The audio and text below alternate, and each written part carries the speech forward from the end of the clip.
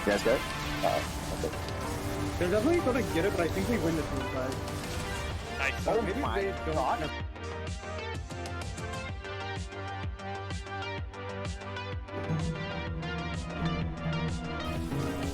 Get it, get it, get it, get it!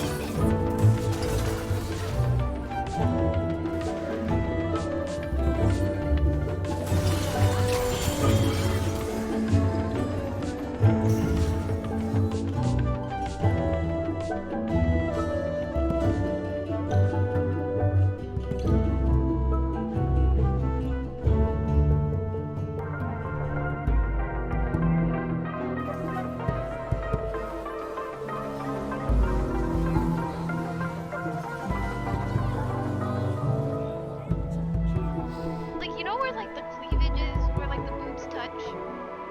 Or supposed to touch? No, I've never touched him.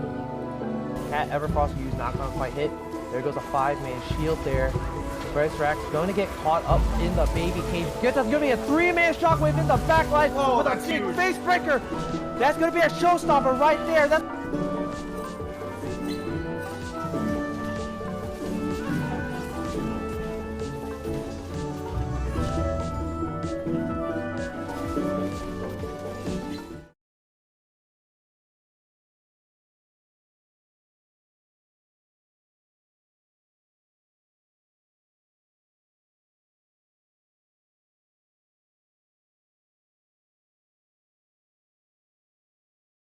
Clad versus Four Ponies Gaming.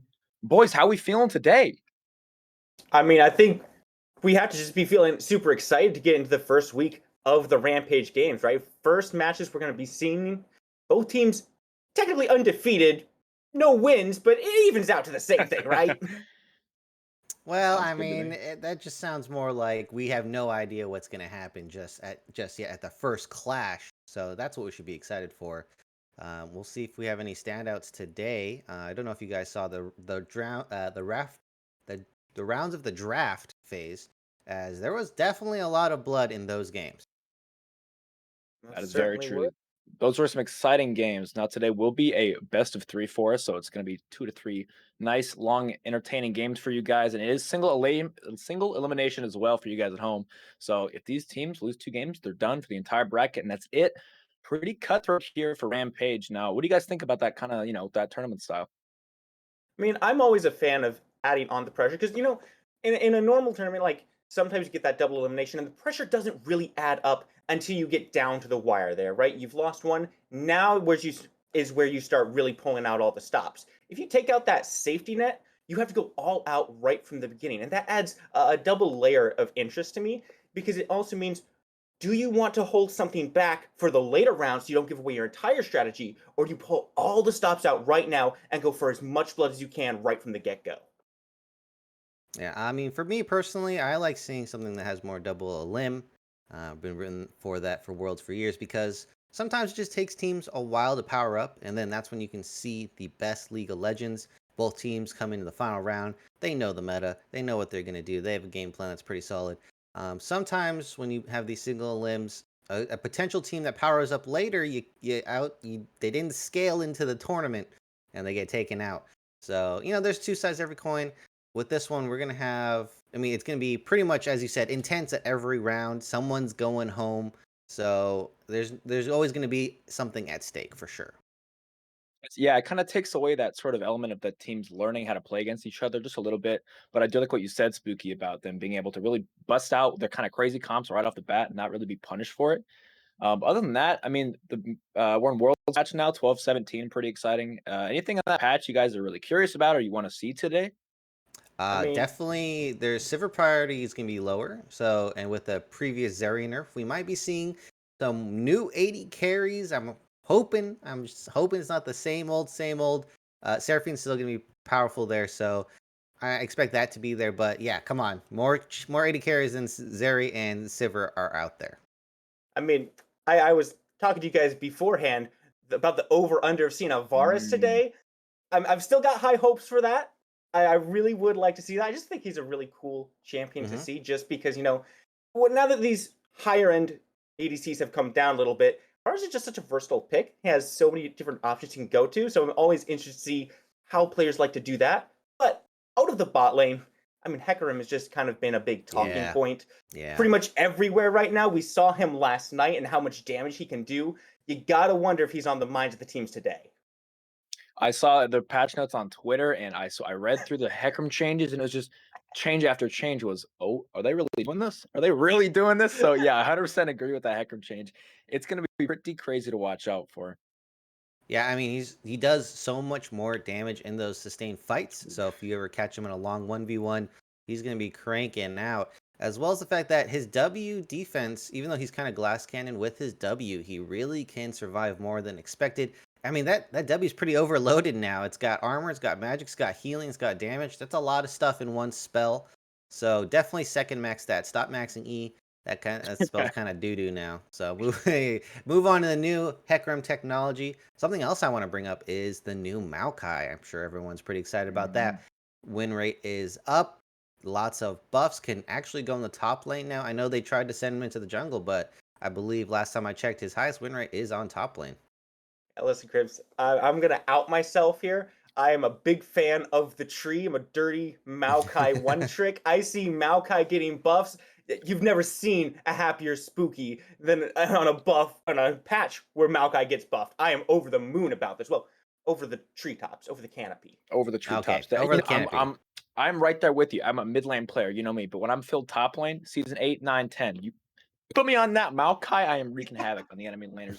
No doubt. Now I might have to revisit my secondary lane. But yeah, hopefully we get into this game pretty soon. The teams, we don't really know a whole lot about them, as is, you know, it's the first game of the entire series. So they're gonna be scouting each other out a little bit, going deep into those OPGGs, looking for these play rates, these win rates. I saw a lot of Zyra on the supports. So maybe a little prio ban sort of thing going on.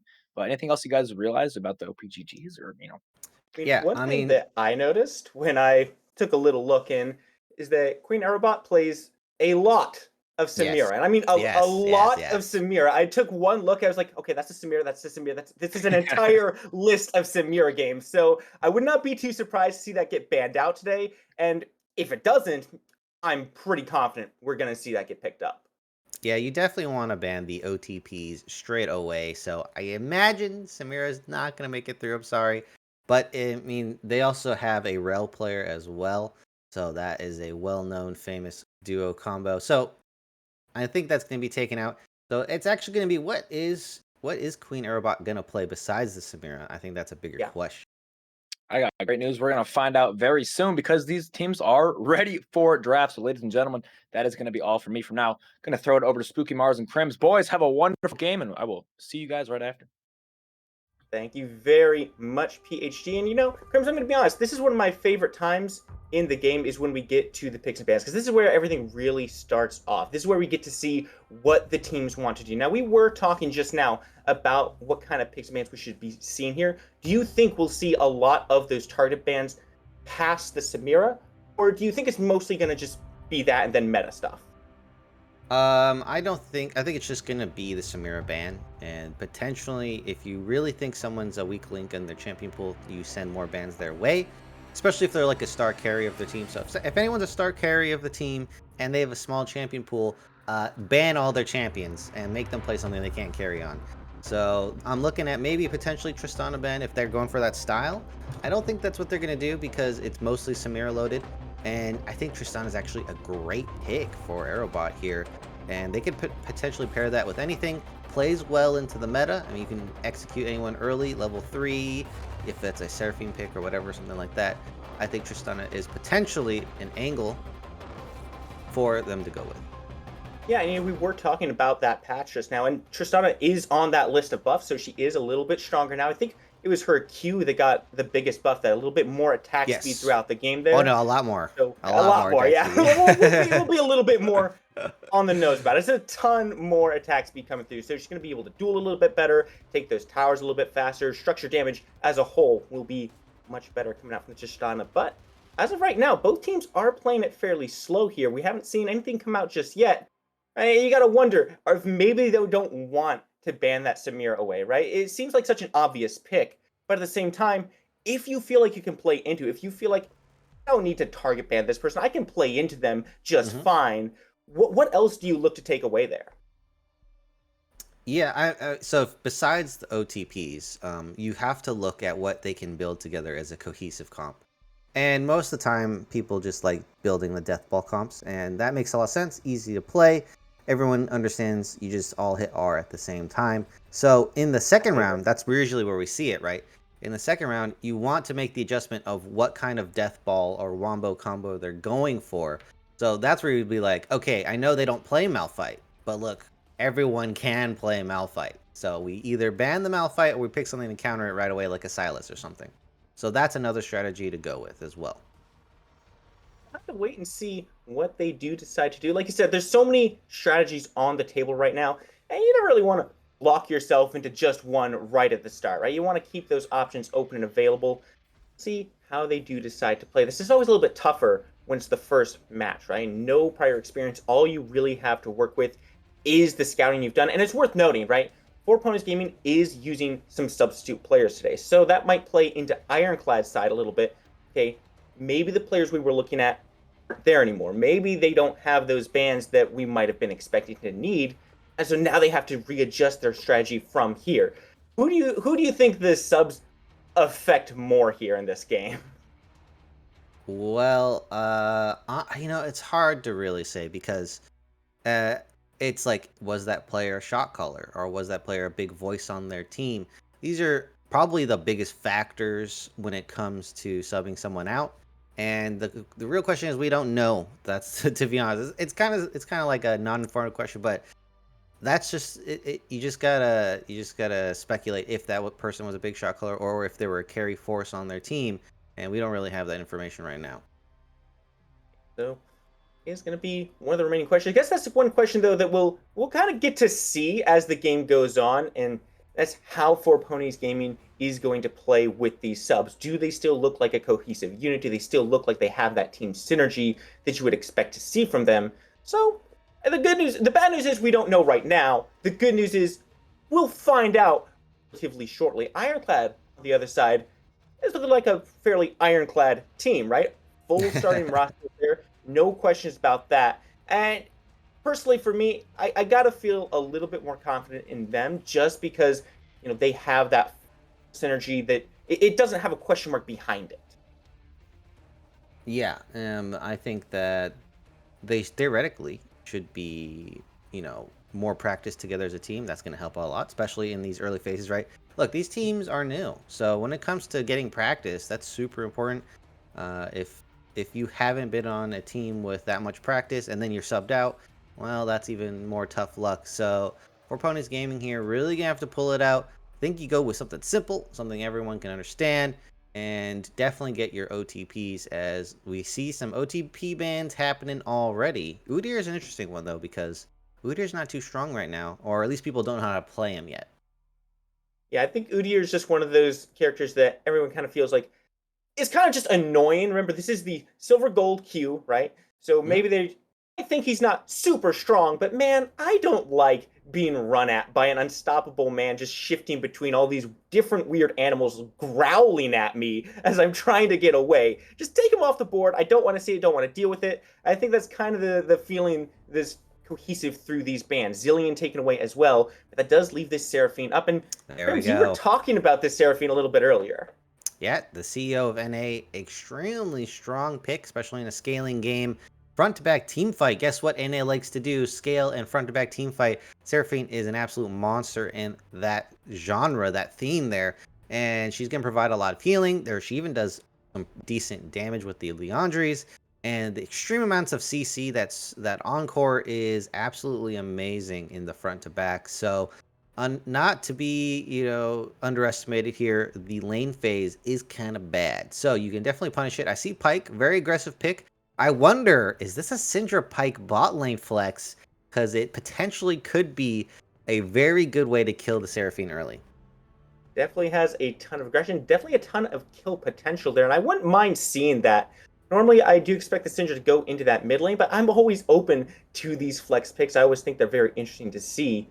However, if that is what they're going for, they have to be very careful about it, because this Nocturne pick on the other side does open up some counter initiation opportunities. Now, granted, a lot of those do have to wait until level 6. He's going to have to farm up a little bit. But that's not to say he can't get active before then. Combined with an Amumu, this is starting to look like a very interesting draft to me. Yeah, this is... I'm wondering if they're actually going to go with an AD carry. Now, Amumu is typically prepared with a very aggressive AD carry. Something like a Kalista is well known there. Ooh, Sylas is a good pick.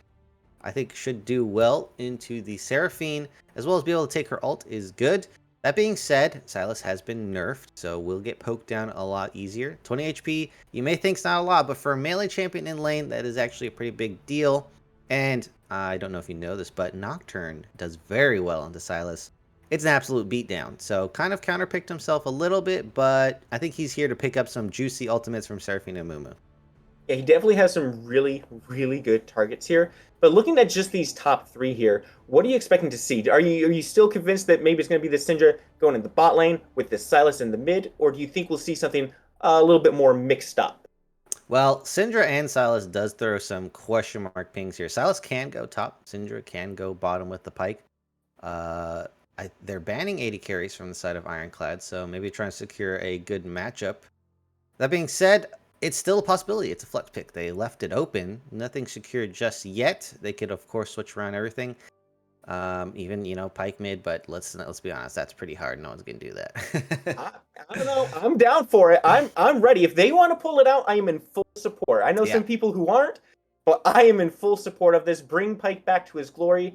Maybe don't. I actually did enjoy those days very much.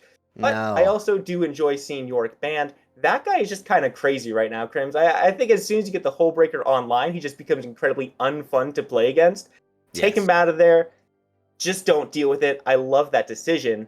Viego is another interesting one. We see Sylas to take the ults away, and now Viego to take the base kits away. Yes. You guys are looking like a bunch of thieves over here. Well, you basically get to copy one champion exactly from the enemy team. If you work coordinated together, that's 6 versus 5, therefore you win.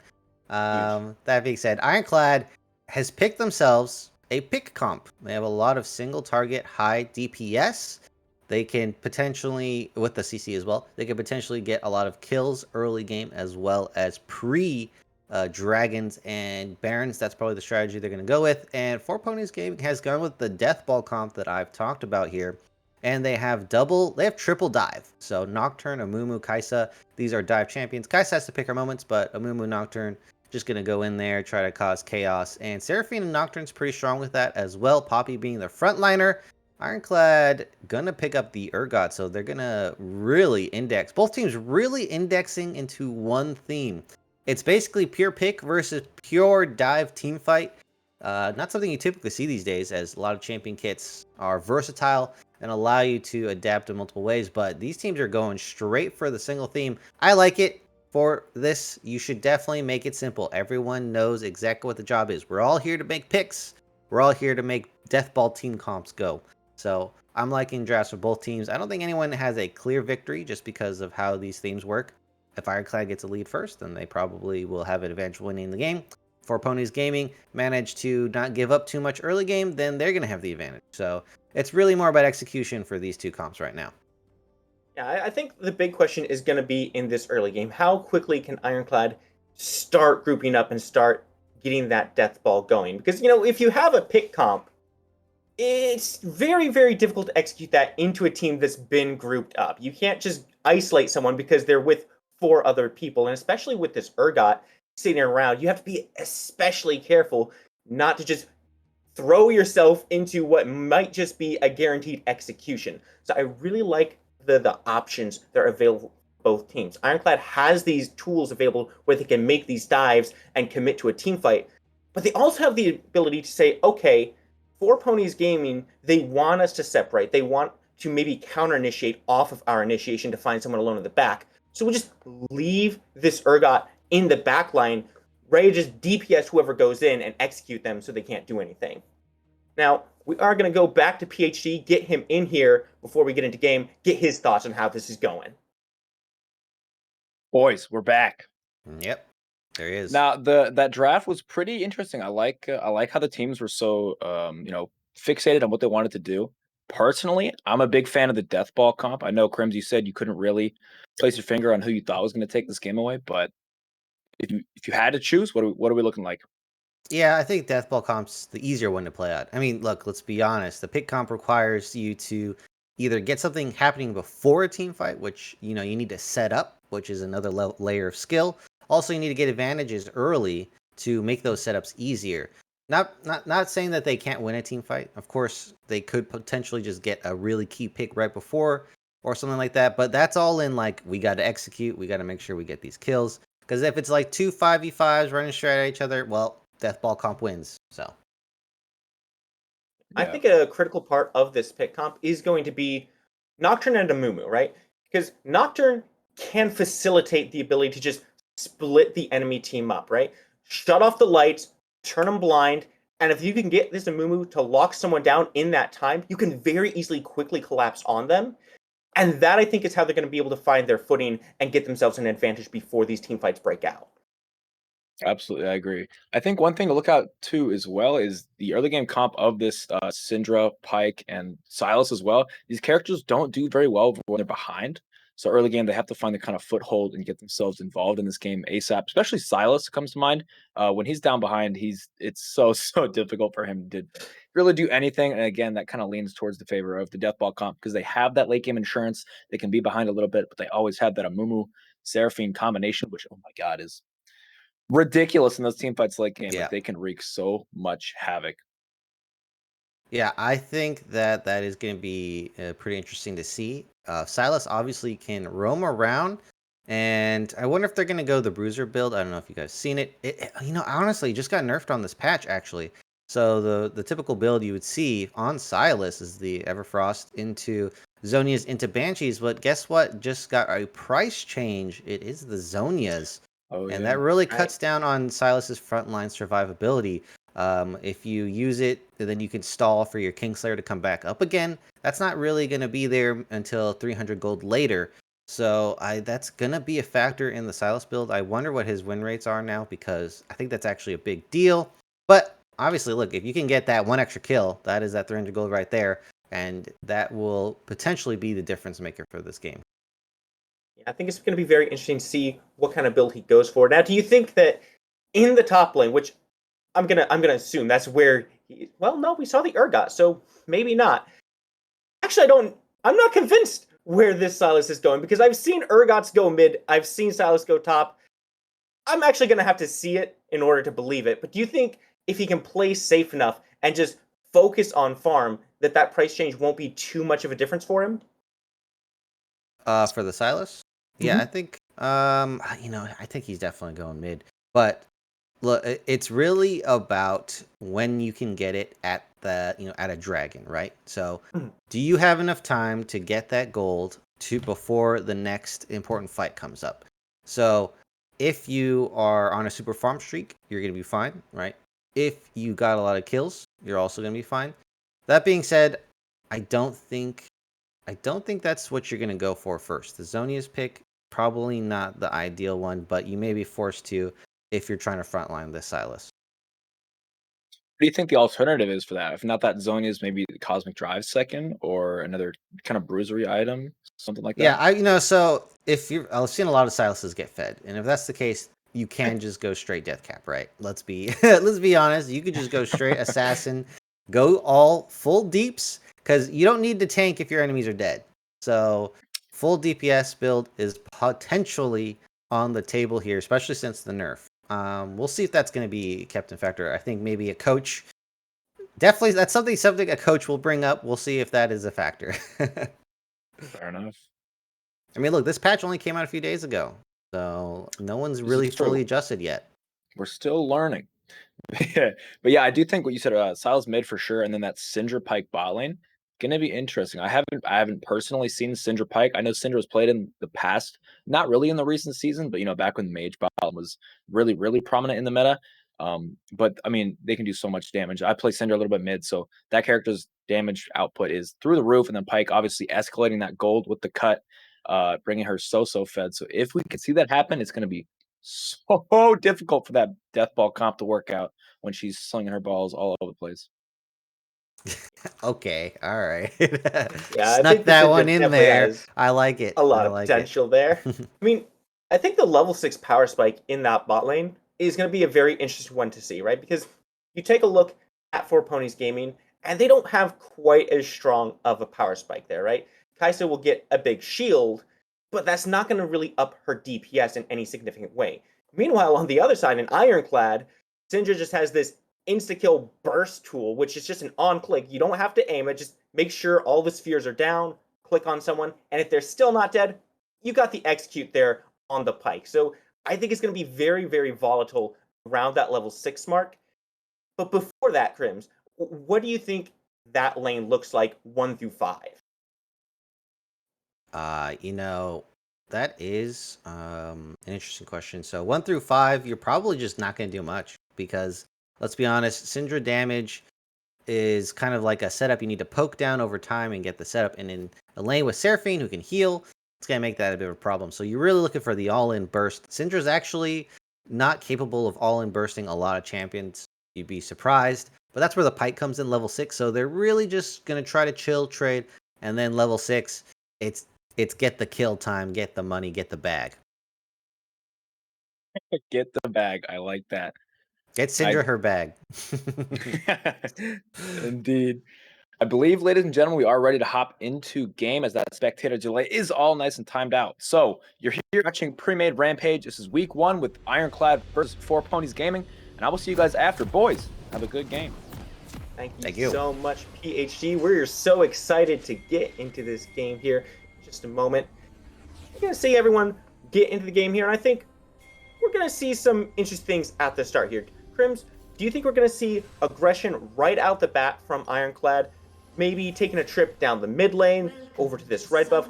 What do you think we're going to see from them versus what 4Ponies Gaming is doing here, grouping up into this tri-bush? Well, in this group, we have an Amumu, who is in fact one of the best level 1 champions in the game. And that's because you can queue up the double stun on Amumu, and that is so strong level 1, 2-second stun basically at level 1. I mean, it's overtime, which could be in your favor. So they're going to get spotted out here, but they're grouped up. Syndra's not the best level 1. She can poke, but there is no real good setup on their side. And I think fortunate for Ironclad here that nothing crazy happens. They don't have the best level 1 team. Interesting that Nocturne has gone with the Ghost instead of the Flash. Gonna have to disagree with that pick. Yeah, I'm actually a little bit surprised we didn't see 4Ponies Gaming try to commit a little bit more. It might have just been that they didn't have quite as much vision as they would have liked as to where the rest of Ironclad was, so they weren't sure where exactly that follow-up was going to be. Yeah. But looking more towards your point of the Ghost, I'm not sure that I actively dislike this, because Nocturne, Enzu on this Nocturne really does want to chase these targets down, right? Sure, he has the ultimate to just quickly close the gap, and he does have that Dusk path, which will give him extra movement speed. The problem then is when someone gets off of that path, when they're able to avoid his Q and just say, okay, you don't get the bonus AD, you don't get the bonus movement speed, what are you going to do now? And I think this Ghost is the primary tool to make up for that. Well, you just don't miss Q. As a Nocturne player myself, you don't miss Q. You're not really allowed to on Nocturne. That's a fair point. And also, if you do get the Fear, Nocturne gets a massive speed boost on the Fear. And usually how people want to break the chain is a sudden change in distance and flash. So you can like premeditate the flash to prevent that, or you can try to flash at the same time. So flash is really what breaks the fear more often than not. As here we go, level 2. Amumu is going to go ahead and engage there. Nothing much happening. They do hit level 2 first. Do you notice Darth Bolt still level 1, hasn't got the XP just yet, but an engage for Winter trade. Rex in the mid lane. Biggs takes a lot of damage. Ignite does come out there, forcing the TKO, but Seraphine actually sticks around. Now the stun comes out in the bot lane. This is a back good and trade. forth action. We see the exhaust pop down there, but Silver Dobby might be the first blood. No! It was actually Winter Rex picking that one up. Big Tito, you're a little too slow. The Fearless now capitalizes in the jungle, looking for some action. Just gonna have to settle for this blue buff, though. Keep an eye up there. Might see some more sparks flying. Enzu's still in the area. Yep, he's gonna have to give. And Mizu should not contest this. Okay, he's surrounded all sides now. Oh my goodness. Oh, What the did he knockup. even do? He's got nowhere to go. Winter Rex finds the 3rd kill of this match. Ironclad now up 3-0. You know, Crims, I think we might be finding the answer to the question we posed a little bit earlier. Yeah, it looks like the pick comp is going to be ahead and getting an early lead. That's exactly what they want. And because, they're the ones without the big AoEs for the team fight. Now, they do have Sylas to pick that up, so they have some of that potentially. But this is a very good boon for the side of Ironclad here. They're already 1k up, 3 minutes in. They won in their solo lanes and the jungle very handedly as well. So I think that's going to play very well in what they got. So Baller. Yeah, it's going to be hard for them to really stick the damage here, but let's see how the healing is going to go in their factor. Seraphine got all in, by the way. Let's not gloss over that fact. Winter Rex really playing aggressively so far, and without a Dorn Shield to boot. I am very surprised.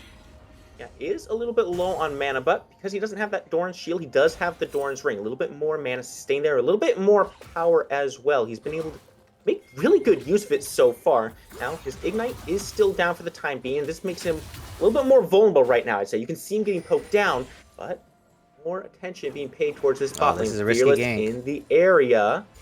Doesn't look like he's willing to commit to that one. A little bit risky, as you said. Yeah, that would he would have died for sure, as that's a 3v2 plus you are surrounded by 3 members if you go for that. Big waves being thrown topside here. Poppy gonna have a lot harder time farming. Now, normally you would think Poppy should not be able to get killed by by the Crabman in topside because she can block the dashes. So interesting to see what happened there. Probably just got poked out, to be honest. I think she just didn't quite have that W ready at the time, got picked up, thrown behind, and well, if anyone's played top lane against Urgot, you know how that goes. And if anyone's here we go. Mid lane against a Pyke, you know how this one goes. Double stun comes out, Biggs gets ignited again, and he's got no chance of surviving this one. One more shot, Zakorin finds the kill, and that's Fearless being feared away, but Enzu, you might have bit off too much here, my friend. Tower shot comes out, but it's not enough. Yes, it is! Enzu gets the double kill. Thank you, Tier 1 Tower. Yeah, I think overall it's a worthwhile play. Ooh, that is a pretty good stun. Oh, it doesn't get the knock up on the dash there. I think Dobby could have won that a lot harder. But anyway, mid lane, that was an interesting play, you could say. As overall they win, but they give up 2 kills to the Nocturne. That is good for him. He's going to want to hit level 6 as soon as possible. He should be on full clear duty from here on out. Hit level 6 and then try to affect these lanes ASAP. Probably the solo lane, top side or bot side. I think mid lane's kind of done for. Seraphine's not going to be strong enough. So I hope that's where Enzu sends his attention. Yeah, definitely a little bit of a stumble point in that mid lane right now. Winter Rex has shown that he wants to be aggressive, and he has the tools to facilitate that. There you go. Double stun out on Soap Baller, trying to get aggressive, but the Banish Toss connects onto a minion. That's going to cut that aggression short. So, some aggression canceled out in the bot lane, but not Nocturne quite in the wins mid lane. Now we're seeing some river action again. Enzu, he wants to keep this fight going. He finds the kill. Fearless goes down, but there's a collapse on him as well. Take a look. Big Tito in the area. Has to flash away, but the chase is still on. However, Winter Rex makes the rotation. That's good enough to stop that aggro. Yeah, unfortunately for Fearless, I think maybe he should have had a little fear there because that was not a wise decision. Nocturne definitely wins that early bout. and it was actually not even close. So, you know, having some of your death drives available to you would be nice. Oh, what a nice Good dodge. dash.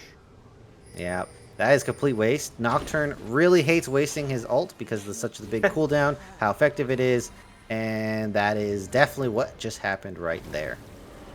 Yeah, and to maybe feel himself a little bit too much after that one. You know, he got the solo kill onto Fearless. He's saying, yeah, we're doing great. I can kill anyone right now. Unless they have a dash, I guess. But Winter Rex, oh, that's a big heal, but it gets ulted back. Does have the Ignite again. Flash comes through. Neither mid lane are falling this time. He but Winter could Rex, flash Kingslayer if he's got the Chad energy. Doesn't look like no it's gonna way, happen. no shot. He's so low right now. He insta dies, right? No, he'll survive it. I think he could win it, but he's not gonna risk it. I understand it. No, not necessary. Oh no. Biggs, here you we gotta go. get out of there, my friend. They're still coming. They hate Biggs in this mid lane. There's no way he gets out. Fearless slays him again. Now 0-3. Prims, so far there's been a ton of attention paid toward Biggs in this mid lane. Is the Seraphine just that good, or is this just Ironclad strategy? It's just their big play point right now. Well, Seraphine's easy to punish, and she's super strong later, so I approve of the strategy. That being said, I think bot really needs to be pushing to make sure that there is no roam from Pyke, or at least punish, because they're not really punishing right now. And look, Pyke's just getting free roams. Yeah, he's been all over the map. Now he's up in top lane, just kind of doing his thing. Shouldn't find too much success there. Look at this mid lane. Winter Rex is just full clearing this minion wave under the tower. He's just trying to shove his wave in, and this opens up so many opportunities for him. Red Herald on the board being taken down by Ironclad, which is an interesting dynamic to me. You know, Enzu definitely has some pressure in this jungle. He's shown that he can take the fights. He can take the one-on-one fights, and right now Ironclad is the ones doing a ton of grouping, a ton of roaming, and we're seeing that right here in this river. Winter Rex go in, engaged on by Soul Baller, and that's a ultimate that comes through there. Has to flash over the wall. He is safe for now. Tons of damage put out, but neither team taking a big win off of that one. Yeah, they don't get the pick there. It looks like they're still going to go for the dragon. This is definitely contestable. However, jungler's not in the area just yet, and they are a bit antsy. They're going to be making their way there. They're on the flank. Seraphine's not great on the flank. No ultimate from her. I think this could potentially be an int. Nocturne is in the area. Enzu is going in. Oh, And Rex goes so target. far. Winter Rex gets shut down by Berserker. That's a big goal to him. And they're still looking for more. Garlic Bulb in a bad spot. Does have the flash. Uses it to get over the wall. That should be end up aggression from Ironclad. But Four Ponies Gaming turning Big back Tito has to DP. this Drake. Ironclad still in the area. Zakoran looking for something. Looking for the hole. Does not connect. No attack speed boost for Enzu. They're stalling so long that the dragon is actually doing effective damage, and now both teams really don't want to do the dragon. No one has enough confidence to pick it up, and Rex has made it back to the field. Oh, here we go. Now we're seeing some more aggression turned onto Fearless. Gets feared away, but it's not enough. Garlic Bolt gets taken down. Or I'm sorry, Garlic Bolt gets the takedown, and Zakoran follows that up with one of his own. It's a 2-for-0 now. Ironclad, and they should be able to now go for this Drake that they've been dancing around for so long. Yeah, they're finally going to get it. Rex has respawned. The Winter King is here. And in the top lane, it's looking like Tito's got himself a pretty hefty lead all on his lonesome here. Both junglers really not affecting topside, and Big T bringing a pretty big win so far. I mean, maybe the junglers haven't been affecting topside, but Zakoran has definitely been trying to have an influence wherever he can. We saw him He there, just didn't made do a little whole visit. lot. He just made a little The fact visit, that they just though. keep shoving this wave under this tower, sometimes with the help of Zakoran, most times on his own, it's just preventing Dabi from really being able to effectively farm and stay on par with Tito. He is 30 CS down right now. What kind of impact do you think that'll have as this game goes on? Well, it just means that in the side lane, that Tito is going to be very, very effective in killing this Poppy. It's going to reduce her ability to tank as well. She's nowhere near Mythic. Went for the boots already. Oh, Silas! That wasn't Nocturne! And that is indeed an execute coming out from Big Tito. Who cares about our tier 1 tower, right? Who cares about those? Those things don't scare these tanks. Tito, no problem. And that aggression continues in the jungle. Oh. Enzu uses his ultimate. Sun comes through as the execute, but it's not enough to kill. And Enzu is the one who finds the kill instead. Fearless does return the favor. And now there's 2 members here. One Banish Toss misses over the wall, goes so baller, and he finds the second one. Ulti comes through, and Fearless goes down. There's still some members in the area. Does Ironclad push this? Doesn't look like they're willing to. That's the disengage. All right, they can go ahead and pick a win overall with the dive in the top lane. 3 plates picked up. I'm interested to see Winter Rex's gold so far, because he's gotten himself a lot of plates this game, as well as some pretty good kills and farm. Yep, that's just a full combo encore. Oh. Interesting. Oh, the damage is very good here, though. Can Winter Rex get the damage? Oh! He does! Big finally gets a return kill there on the board. Answers back. You know, that's got to be a big morale boost, not just for Biggs, but really for 4Ponies Gaming as a whole. Yeah, they got a kill on the king of the game right there. Winter Rex does fall. And honestly, just had to pull back a little bit. He was right in the range of Biggs's Q. And I think she's got to be closer to that Leandries. She's got to be very close now. Yeah, you can see those items starting to come online. Everyone with those control wards in their inventory. You know, I think that's really something you got to pay attention to, is where these wards are getting placed from 4Pony Gaming especially. Because Ironclad has just been making so many plays across the map. They're constantly looking to get active just in all these different lanes. You have to have vision control. You have to make sure you have a way to answer that back. And I think 4Pony Gaming is starting to get the feel of that. They're starting to get these wards down to try to mitigate some of this aggression. Yeah, and I have to say, for Zikorin, him roaming is actually lowering effectiveness. Oh, here we go. All in dive. Another engage under the tower. Oh, doesn't Mike get does the not execute. find the ultimate, and Zikorin is gonna go down. Enzu finds Winter Rex. It's a trade out in the mid, 2 for 1.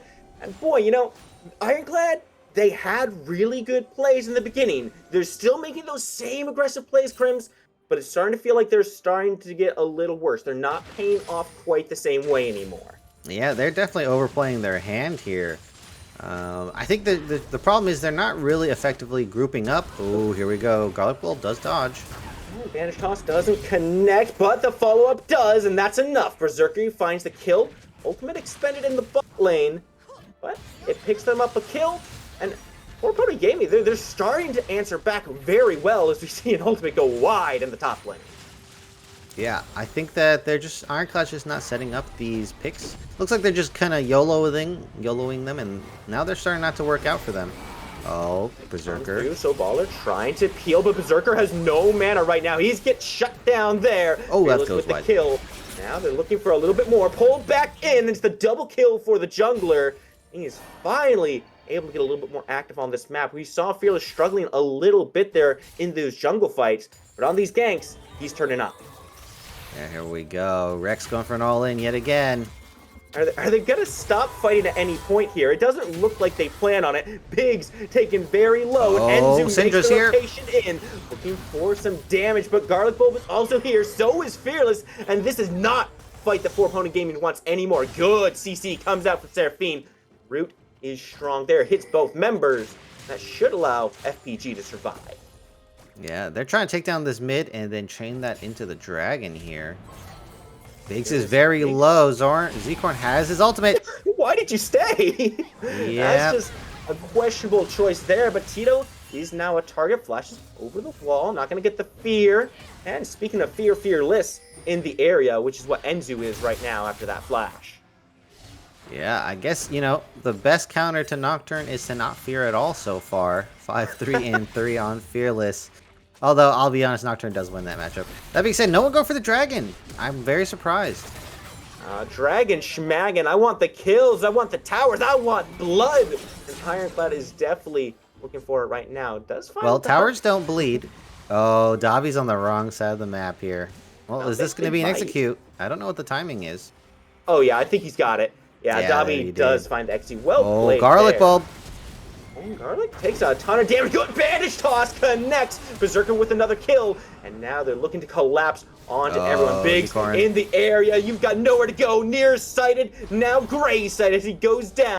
Fearless has to walk away. And finally, Crims, we're turning our eyes towards this dragon. But keep an eye out. Fearless and Tito are in the area. All right, they're going to go for this 3v4. Dragon's been taken. I don't think there's any reason to fight, but I guess they're here for blood just like you want. Fearless is leading the charge right now. It's going to be tough to close that distance, though. FPG, good discipline. They got the objective. Just get out after that. They don't want to take any unnecessary risks. Ironclad, they're just going to have to settle for this tier 1. Well, they could have went for the Rift Herald trade. Oh, they're going for a defense. All right, they're walking right into this. 4 strong. Ulti does not connect. Biggs not going to find any value out of that one. So that's the recall for 4Pony Gaming. They're going to reset from there. But it is also a successful defense, Crims. Take a look. Ironclad is backing off. They're not going to push the issue. Yeah, and I mean, they get the dragon. They save the turret. That is a pretty good play overall. And Ironclad don't trade for anything on the map either. They could have had Rift Herald. I really think they should have spared top tier 1 and went for dragon instead. The dragon stacking is just so strong. And you want to be able to end the game with your pick comp early. And that's where the dragon stacking comes real in handy. As we have maybe a dead Syndra here. Speaking of picks, their stun comes through, but that's not going to save Garlic Bolt, not at all. It is a good signal, though, to Ironclad. They know exactly where Enzu is. He's on the bottom side. Go for that Rift Herald on the top side. Get yourself an advantage. Now, yeah, and this Kai'Sa might start becoming a problem. Already has the Mythic going for the Collector as well, and has a very significant CS lead. Is that the biggest one in the game? It looks like it. Yeah, I mean, Berserker has just been farming their absolute heart out this entire time. Garlic Bolt has not really had the opportunity. And granted, when you're against this, big ulti comes through there just to open up this tier 2 for the Rift Herald. Shelly gonna be getting some value, looks like. I thought this was gonna be an easy defense. And indeed, Shelly goes down. There's the engage coming out from 4Pony Gaming. Zikoran steps up too far. He goes down first. And Enzu is just not having it from Ironclad. But a big teleport comes through. Here's Big Tito. Big T. Execute is good, and the fear's away, Biggs. Oh, they got to run, though. They're getting flanked. They're getting flanked. Amumu on the side. Rex is super low. This, right? He's got range. He's got range. You can do it. The dash comes through. He has flash. Rex on the way. There he Flash is. comes in. Does find the ultimate. Heal comes through, but it's not enough. Perfect give. Biggs finally picks that one up. Tito is going to walk away from that one. So it ends up, honestly, I feel like it goes in favor of 4Pony Gaming. I believe it as well. Ironclad has Icarus syndrome. They just keep reaching too far to the sun. And, well, it's really burning them this time. They've done it multiple times now, where they just keep overreaching, and that might spell their doom. They're still in the lead, but that lead has been shrinking steadily over this game here, Spooky. Yeah, it was about 3,000, pushing closer towards 4,000 a little bit ago. Now it's down to about 2,500. It's still a lead, right? But the fact of the matter is that this lead really isn't as big as it could be, because they keep making these plays that just make too many unnecessary trade-offs, right? It's 16-16. Your lead is there, but it's not enough to feel super comfortable making really big, risky plays that can pay off dividends for you. I feel like they just have to slow it down just a touch and play a little bit more coordinated with each other. Maybe don't full dive these tier 2 towers with only a couple members present and a Seraphine waiting to ult you. Yeah, they really need to wait for the whole team, make sure they have a advantage set up, right? So maybe an enemy's on the opposite side of the map, and with your full team there, you definitely have enough CC and damage to just kill, absolutely eviscerate 2 champions, maybe 3, and then win the rest of the fight from there. But because they're just making these sporadic plays on the side, they're just going for fights. They're not really making any setups. That's what's causing this issue here. Now we might be seeing a setup finally come through. Is that dragon? He's going to be coming up relatively soon. You can see where Ironclad is trying to position. They want to be around the pit so they can get ready for this fight. Take a look. Pony Gaming, they're spread across this map right now. They are not fully right now. Well, yeah, they're going to have to try to find an in to this dragon, and normally you want to do that through pushing mid wave, pushing bot, and then you can walk through the river. Oh, here we go. Rex has soloed up Berserker. And Biggs is the target. Berserker is the target here. Nocturne does come through with the ulti. That dash isn't going to put enough distance there, my friend. Enzu finds one, and that's going to open up the way gate. Big Tito, what are you is doing? coming in, but he's around 4 members. Doesn't find the knockback. That dash is going to miss. So, 4Pony Gaming gets to limp away. Take a look, Berserker is quite low right now. These health bars are not looking the best for the carries. Yeah, and again, just going for another solo play, not coordinating with the team. If you imagine maybe one more member, that would be a kill. Nocturne, no ulti. Oh, they're not gonna burn it. They are backing off, but they could still look for a fight afterwards. Pulling it out. They're getting surrounded. 4Pony Gaming to step up. Dobby is the target, turned on by 4 members. Fearless finds the first kill, and now there's a Poppy on the enemy team. Berserker has so much damage, puts Zikoran down. That might be enough to let them walk back towards this dragon. No, sir. Ironclad has that one on lock. You could say their take was Ironclad. I'm just gonna ignore that. Anyway, we have... They almost gave up that dragon, but as you can see, if they can really solo out a member with the Viego, that is a very, very potent combo. And they were able to get that one back. Oh no, Garlic again! I mean, Garlic just can't afford to step up by himself like Garlic has the fastest, like the twitchiest trigger finger on cleanse I've ever seen. You need to chill on the cleanse, my dude. You know, I would rather see Garlic use the cleanse and not need it than need it and not use it. I think that's the biggest problem that some players have when it comes to their summoners, is just not being willing to use them enough. So I don't hate it. What about you do using have to have some it? discipline at some point, right? Yeah, but what about using it and you're gonna die anyway? You know, like, it's yeah, just practice, yeah. muscle memory. Look, he's trying to Captain Jack real hard, and I respect the grind, but you need to think about using it at the right time. Absolutely. Now we're gonna see a little bit more positioning, not from Pony Gaming. I mean, you take a look at the game state right now, right? Pony Gaming, they lead in kills. But Ironclad, like you just said, they are still in the lead, and they feel like they are the ones with the pressure on this map. Look at where they are. They're grouped up on this top end, and they're looking for a collapse. Zikoran might just find it. Berserker, though, is the one who puts out all the damage instead. Engagement comes out from Enzu, and that charm is huge. That means Fearless is no longer on the map. Zikoran has to limp away. 4Pony Gaming should take this tower. Yeah, I think, Spooky, the Death Ball has been activated. Criteria has been reached. And look, they're grouped up. This is exactly how they want to play. Garlic, you needed the cleanse. He needed the cleanse right there. And the execute, though, is absolutely massive. Tito on the rampage. Getting CC down. Double kill. It means he's not going to stop. He's looking for more. Can he find the triple kill? Double on both sides right now. Triple, baby. But the shutdown is real, and it's in the form of another triple kill. Double, triple. All right. And as I said, Berserker is now starting to become a problem in that team fight. Cleaned up a lot of the kills there. Just little. And let's just say that is exactly how FPG want to play that. They got the front-to-back team fight. It was even a 5v4 for them, so it's even better. But if they keep pulling stuff like that off, they're definitely going to start taking these wins. And look, the gold has finally been crushed down to only a measly 400 gold lead. That is absolutely nothing, completely irrelevant. And yeah, look at that Kai'Sa gold right there. She has got the bag. What, almost 13k already? That's what, 2k a minute? Half k a minute. So definitely making a lot of money here. And I'm just worried about the next team fight, the next objective here. This dragon, with the Death Ball comp, they won the last fight. They're starting to build pressure. I don't know if Ironclad can find an angle in on that one, Spooky. Yeah, put it to you this way. Right now, Berserker is 5,000 gold up on his direct lane opponent. 5,000 ahead of Garlic Bulb on this Syndra.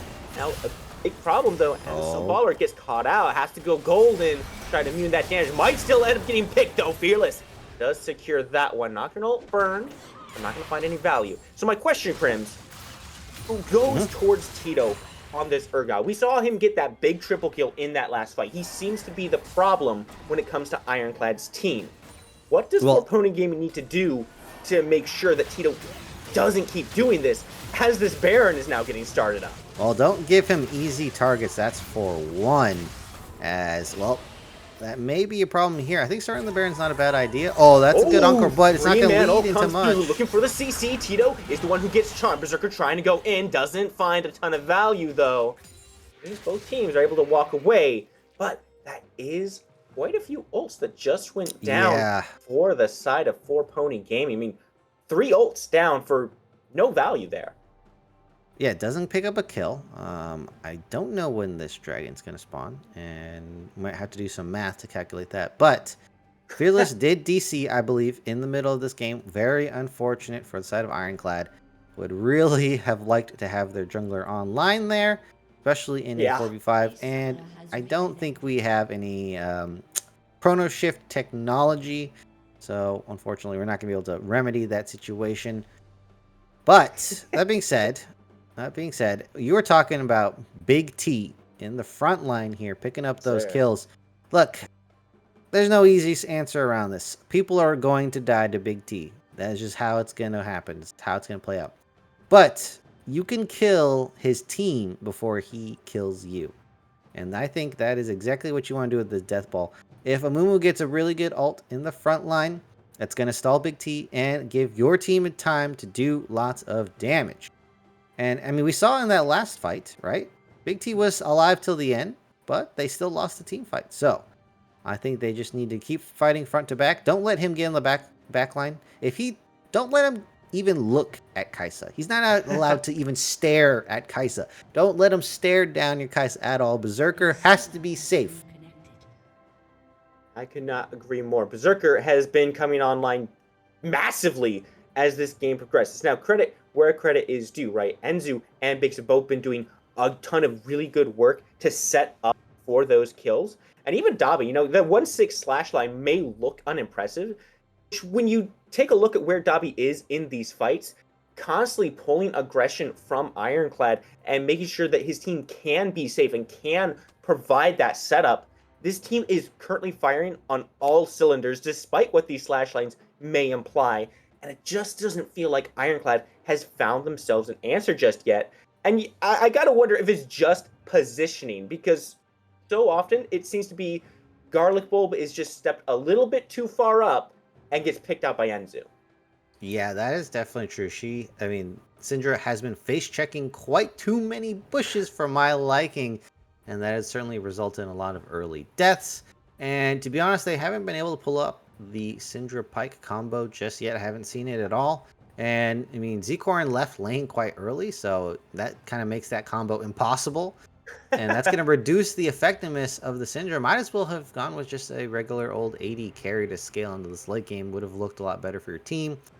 I mean, you could have picked a Caitlyn. That would have played out a lot better. And, yeah, I'm not really seeing any usefulness out of the Syndra pick right now. One thing that I think is very interesting that we haven't really seen come to the forefront or really talk about too much is the double execute strategy that Ironclad has implemented, right? You've got the execute on the Urgot, you've got the execute on this Pyke, but we just haven't seen it really pay any dividends. We haven't seen it really provide any value to these team fights. Do you think that's because the Syndra isn't getting enough damage off? Or is it the fact that we have a double magical backline that's just too easy to counter build? Yeah, there is double magic in the game here, so that's going to reduce effectiveness. But also, like, look, Syndra hasn't gone ahead at all. The Syndra kind of needs that to be effective in the game, and she's just so far behind, and you can't really expect that combo. That being said, they've been doing like Pyke Viego, Pyke Urgot, Viego stuff, so they have plenty of ways to get the HP bars down, and then once Viego takes over a body, then they can start trying to steamroll the fight there. But yeah, the Syndra execute combo, I don't think it's going to happen. Maybe, you know, maybe in a team fight when people are already low by other champions, I could see it. But it's just not happening right now. And that was a PowerPoint that's not happening for you as Ironclad, which is unfortunate. But you do have the Urgot, so you have an angle to win these fights. I would much rather have it on the Urgot, especially at this point. almost a triple execute when you factor in the Viego and his missing health percent damage, being able to just take those those high priority, too. low health targets out. Yeah, there's just so many ways to really deal with these targets, but they just haven't been able to get the health bars down. Yeah, they haven't coordinated. They haven't coordinated their kills at all. Everyone's been kind of doing solo plays, and yeah, they've been doing like 2v2s, but that's not like, they've just been killing people who are overstaying. They haven't really set up anything. So what they really want to do is set up a vision line, and when someone steps in, especially a squishy target like a Seraphine or Berserker himself, that's when you get your CC down and pick the kill. That is a pick. That is your pick comp. That's what you're supposed to do. Play with vision, deny vision, and when they walk in, get the kills. So far, haven't seen that. Oh, hey, what's this grouping we're seeing here? You mentioned death balls a few times, and this is certainly one of them. However, there was a ward in that bush, so I think Ironclad should be wise to this. And I'm gonna look like they're stepping up to this dragon, which is a surprise to me, Crims, because once again, the deficit is not very large, and in fact, it's in Ironclad's favor. They're just letting this one go for free. Well, I would say Ponies is a much stronger team right now. They have the Seraphine on 2 items. They have the Kai'Sa on 3 items, which is huge, by the way. Amumu, don't like his mythic, but he's got his mythic down as well. So there's just a lot of hidden power on their team. The scaling factor is here. Seraphine and Kai'Sa have massively outscaled. Seraphine only in the team fights, of course, right? In the solo 1v1, Winter Rex will definitely take that. It looks like he's going the Cosmic Drive. I believe PhD was talking about that. Now, Crims, I'm not going to let you get away with it. I'm not going to let you slide on out of there. What's wrong with the Mythic? Come on. What's wrong with Soballer's Mythic? The stats are just so bad, and you only get 10%. You can pretty much just go anything else. As we have the rest of the team dying here. I think FPG took a page out of IRC's book there. Yeah, I was going to say, which one of these teams is the pick comp again? Because that is 2 big ones that just went down in favor of FPG. That'll pick FPG, up this they double as a dive comp, and they just dove right there. As they have picked up 2 important kills. They're burning this Baron. Jungler not in sight. Fearless tries to get there. He is just too far away. Not going to be able to impact that one at all. And now I'd say this is when things really start swinging in favor of FPG. It looks like we might just walk straight into the fight here. Tito retreating towards his team in the river here, but Dobby's in the area as well. They're looking for the flash, and it forces it out of Tito. They're still keeping up that WG. They're still going forward. I'm going to go ahead and call that off, though. I like that decision. Yeah, I wonder... you know, it's interesting. You don't really want to split up on FPG, so I hope they don't 1-3-1. At most, you'd 1-4-0 or, 0-4-1 or something like that. But, again, I don't know if you actually want to do that into this comp of IRC. Ironclad's got a lot of ways to kill someone on the solo lane. We'll see. Yeah, they could just trade Dobby's life for the tower, and that might just be the play. I mean, FPG's been playing these team fights so very well so far. I really do have to agree. I don't want to see them split up at this point. They have such a good advantage right now. And between Dobby and Soballer, I mean, they should be able to take these fights around the towers for a little bit at least. Yeah, okay, they do have an option of killing Urgot here. Big Tito stays. He's way out of position. I know he's got a turret, but look, this is 30 minutes in. That turret ain't going to do much. They're not going to commit on him just yet. These are 2 rather squishy targets still. Better to not risk it. Just get the mini wave up there, take the tower down the safe way while you wait for the rest of your team to group up here. Now 4 strong in this top lane. Dobby, the one not here, but he has the port ready to go if he needs to. Yeah, no, this is an infamous turret to die on because it just has a back... you have a back door right through the jungle, and many of team have fallen at this point. Soballer is going to miss and run into the stun. Oh my, the damage is huge. Could this be the execute? Comes out from Zakorin. Now Enzu is trying to counter initiate, but Biggs goes down as well. Somehow, Tito survives for so long. Berserker now joins the fight, making their presence known. Triple kill, baby! Berserker absolutely berserk, living up to the name. And now this tier 2 tower stands no chance. It should go down. It should lead to an inhibitor as well. Oh, Dobby's going for it. Okay. Hey, I like it. I like it. Alright. Oh, Berserker. Oh, no, it's so my. close. But they really need to make sure they're killing this Fed Kai'Sa. Look, they did get the execute on Amumu, so that's pretty good. Look, so Baller, yeah, you kind of trolled it there, buddy. But your team picked up the win, and they are able to get that turret as well as some kills. Rex, no TP on the Sylas, wasn't able to join. So not an advised fight for the side of Ironclad. They do take some Barons with them, though. It was a very deliberate bait. He intentionally walked into the stun so that Ironclad would commit more tools onto him so his team could then clean up the fight. Absolutely brilliant. That's the narrative I'm going with. Because you know what? Hillsong did something similar earlier, so you know this is just pro level thinking. Absolutely. If you've watched that Lulu game, you know what I'm talking about. Oh, here we go. Goodness. Engage comes through. Good. Not a prime target though. Enzu.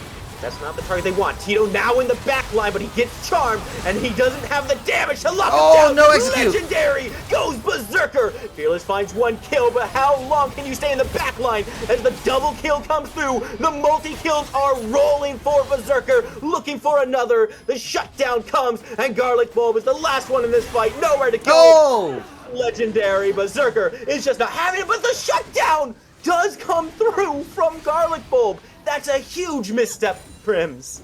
Yeah, Berserker giving a lot of money. You know, honestly, probably the best target to give your money to at this point, ironically, is the Syndra. She's not going to really be able to do much with that gold. And now, look, I really like Berserker to get a Zhonya's. You heard it. Get a Zhonya's on your AD carry, especially since your, you know, the buff to it as well. It's going to give more AP. I think that's going to be enough to activate your W. I may be wrong on that one, but I think it's well worth it. With the double dragon, I think it is going to be possible. Zhonya's. You know, I don't ever support a Zhonya's pickup, right? Get that item out of here. Just fight one-on-one, no invulnerability. Better player wins. You can I see. ignore You're the just an idea anarchist, of, is what it Zhonya's is. being a skill button. I refuse that. All right, no Zhonya's. Although I guess we did see the Guardian Angel. So like, what can I really say about that one? Yeah, exactly.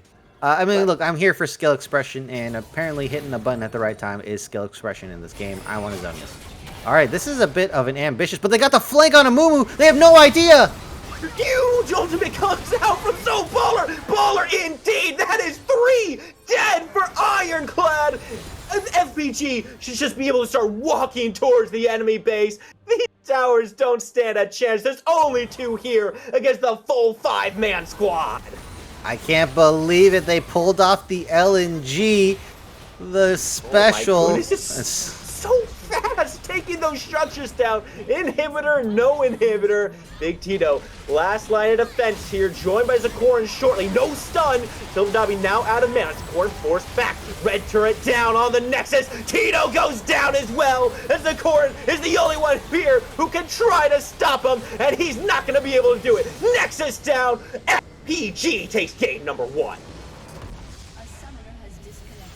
Yeah, that was an excellent last team fight execution from the side of FPG. Had the Nocturne ultimate to have the flank from So Baller. That was an excellent execution of their comp. The flanking Amumu unseen on the sidelines, and they just absolutely cleaned it up. And well, what can we say? PhD, the Deathball comp had succeeded in this game. I saw that Deathball comp came through so well. That game was great. They went back and forth almost the whole game. So the pick comp was winning, Deathball comp was winning, but as time goes on, it's so hard to deal with that Amumu. I think they played it so well going into that late game.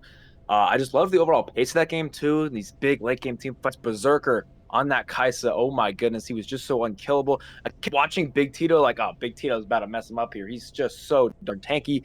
Not even close. Berserker was taking him down so quick. But honestly, a really well played game from FPG. I'd love to see if they can do something like that in this next game. I also want to know, do you guys think Ironclad can bring it back? I mean, that was a game, but oh my gosh. Yeah, Ironclad, can they do it? I think it would be relatively easy for Ironclad to recover from this. Because I'll be honest, in the beginning, in the early game, I was looking at it and thought, wow, Ironclad, they've got this, surely. They're running the show right now, they're rotating, and they have the pressure across all lanes. The problems came through in that mid game where they just got over ambitious, they overcommitted so many times, and their lead just disappeared as a result of that. If they run this back and just play a little bit more cleanly, a little bit more reserved, it's no problem for them to make a comeback. Yeah, I think they should change up draft a little bit. Don't rely so execution heavy. Syndra Pike, look, it is a really cool combo if you can pull it off, but there's a lot of execution there. And as you can see, Syndra really fell far behind and lost a lot of effectiveness. Just go with an AD carry. If you want to do an early game AD carry, that scales better than a Syndra in bot lane. So I think they should don't take a bit of a chill pill. Don't go so hard for these early game executions. And give yourself a little bit of an out with the scale factor. Hedge your bets here for the side of Ironclad. Yeah, I think Winter Rex was 2-0 on that Sylas mid, and then he kept getting, as you said, these over-aggressive plays, diving onto that Seraphine, and it just didn't quite work out time and time again. And then again, he was 3-6 at one point, so it was all downhill, as you said. Well, chill pill may be in order the next game, but this is a best of 3. Anything can happen. Hopefully, they can shake it off and bring it back. It is a brand new game we're hopping into here. What do you guys think about draft for next game? Are they going to change up any of the bans, change up any of the picks? I think this Kai'Sa was super dominant. And as well as that Pike, I think we're pretty, dominant. I think you got to ban Nocturne, actually. I'm going to go with that one. Yeah, I mean, look, the ultimates are hard to deal with, especially if you're a new team. There's like, yo, they're coming in this way, but then they're diving you from another angle. Or, there's just a lot of... And then he can fly right past your wards into a gank or a potential pick. So he's definitely a hard champion to deal with for a new team. So I think taking Nocturne out is a good idea.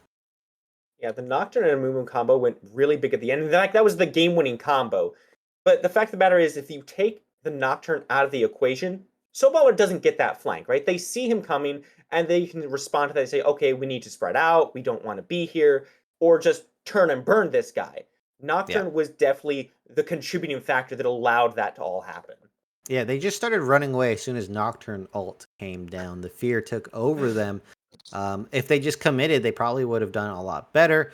But as I said, it's hard to make these plays when you have no information. So I think taking Nocturne out is a good idea.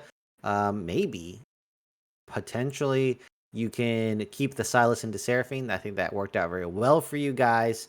Winter Rex certainly is better in that lane phase matchup. So I'm going to say Ironclad, ban Nocturne, pick an AD carry, even early game AD carry if you want, and try to get that Sylas Seraphine matchup again. I was going to say something very similar about that Sylas. It didn't quite work out for them in the end, but it gave them what they need. Stealing that, the Amumu ult and the Seraphine ults were absolutely massive. Yeah, just a little bit unlucky that he opted for the Dark Seal. Yeah. Rip his stacks. May they rest in peace. Yeah, but we are going to head to a break now. That was game 1, ladies and gentlemen. FPG taking the win over Ironclad. Let's see if they can close out this series with a nice 2-0. Or if Ironclad can bring it back.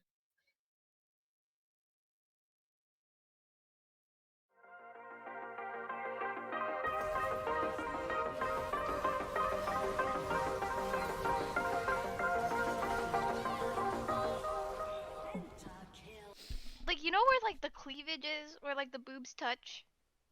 Or supposed to touch? No, I've never touched a woman. Cat Everfrost used knock-on fight hit. There goes a 5-man shield there. Brycerax going to get caught up in the baby cage. Gets us going to be a 3-man shockwave in the backline with a big face breaker. That's going to be a showstopper right there. That's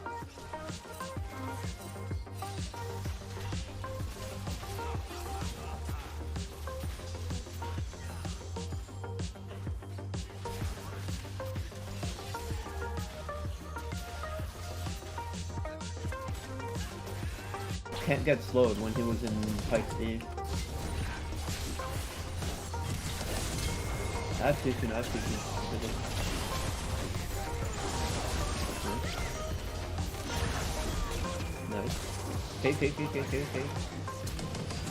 Okay then. I'm gonna try to get you the penta, honestly. You have one more? You can't die with this. Don't get dog. Can go. I mean, I have Blink, flash in a second. Oh my god! Have any teleports Go for a on the pick side of one here. CCW. They might try to go for a pick here. Vox Prime has to be careful. Doesn't know they're all there. He's This in could be the Mega. pick they He's want, in Mini. but you have to be careful as well, though. They're gonna burst him down. Vox Prime dies before anyone else can go Oh, in. he They missed the don't get call the of second Force call of God. the Force God, and here we go. Here comes the Vlad. Keep an eye on the Vlad. Vlad on the back line. There's a double knockout. Keep an eye on the Vlad. Vlad gets one of them. Vlad's able to get two of them unbound. He's gonna survive on the back end of it, but they're gonna be able to kill the Anivia. And there's two dead on the side of Still CCW. going. Can they get more? There's the Vlad. Can they get the knockup on Asthmatic Boy? Can he get the blast kill? No, he can't. He's gonna fall incredibly low. They're gonna keep going in. Team Shooter is gonna be able to get the root. They're gonna try to find more. They're gonna find everyone. But there's the kill. Unbound. He's doing it all. Unbound is doing it all. Give it out. Unbound. Unbound's killing them all. Unbound is winning this game. Okay. You guys good? Okay. They're definitely gonna get it, but I think we win the team fight. Nice. Oh maybe they don't.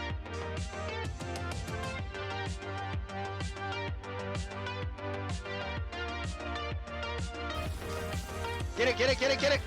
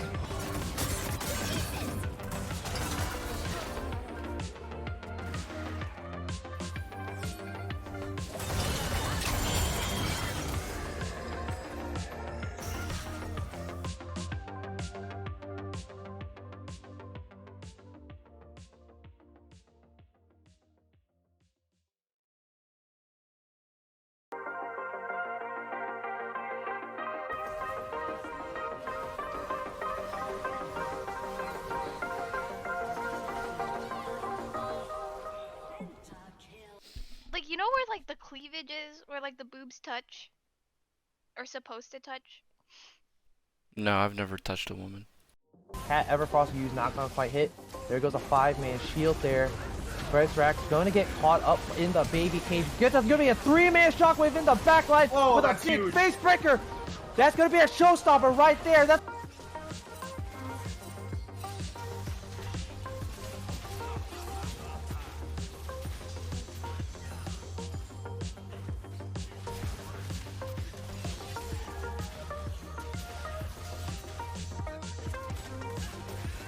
Can't get slowed when he was in Pike's Eve. I have too soon, I have too soon.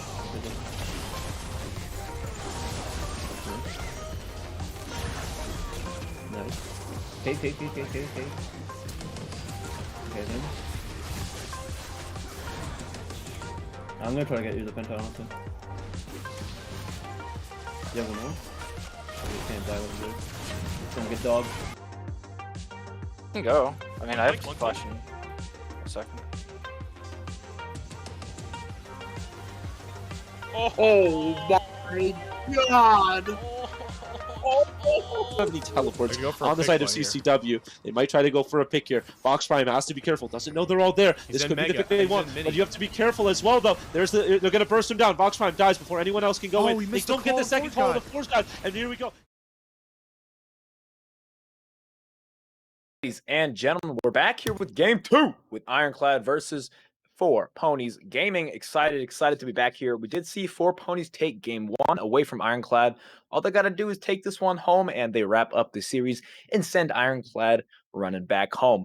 Game 1 was pretty darn good. We saw a lot of fighting, very hype game, but in the end it was that Deathball comp that took over. Now, I want to know what your guys' thoughts. We talked about a little bit after that last game ended. Thoughts going into the second game. We talked about keeping that Sylas Seraphine matchup in the mid lane. We can see both teams picking for that, and that Nocturne ban is going to be crucial, I think, as well.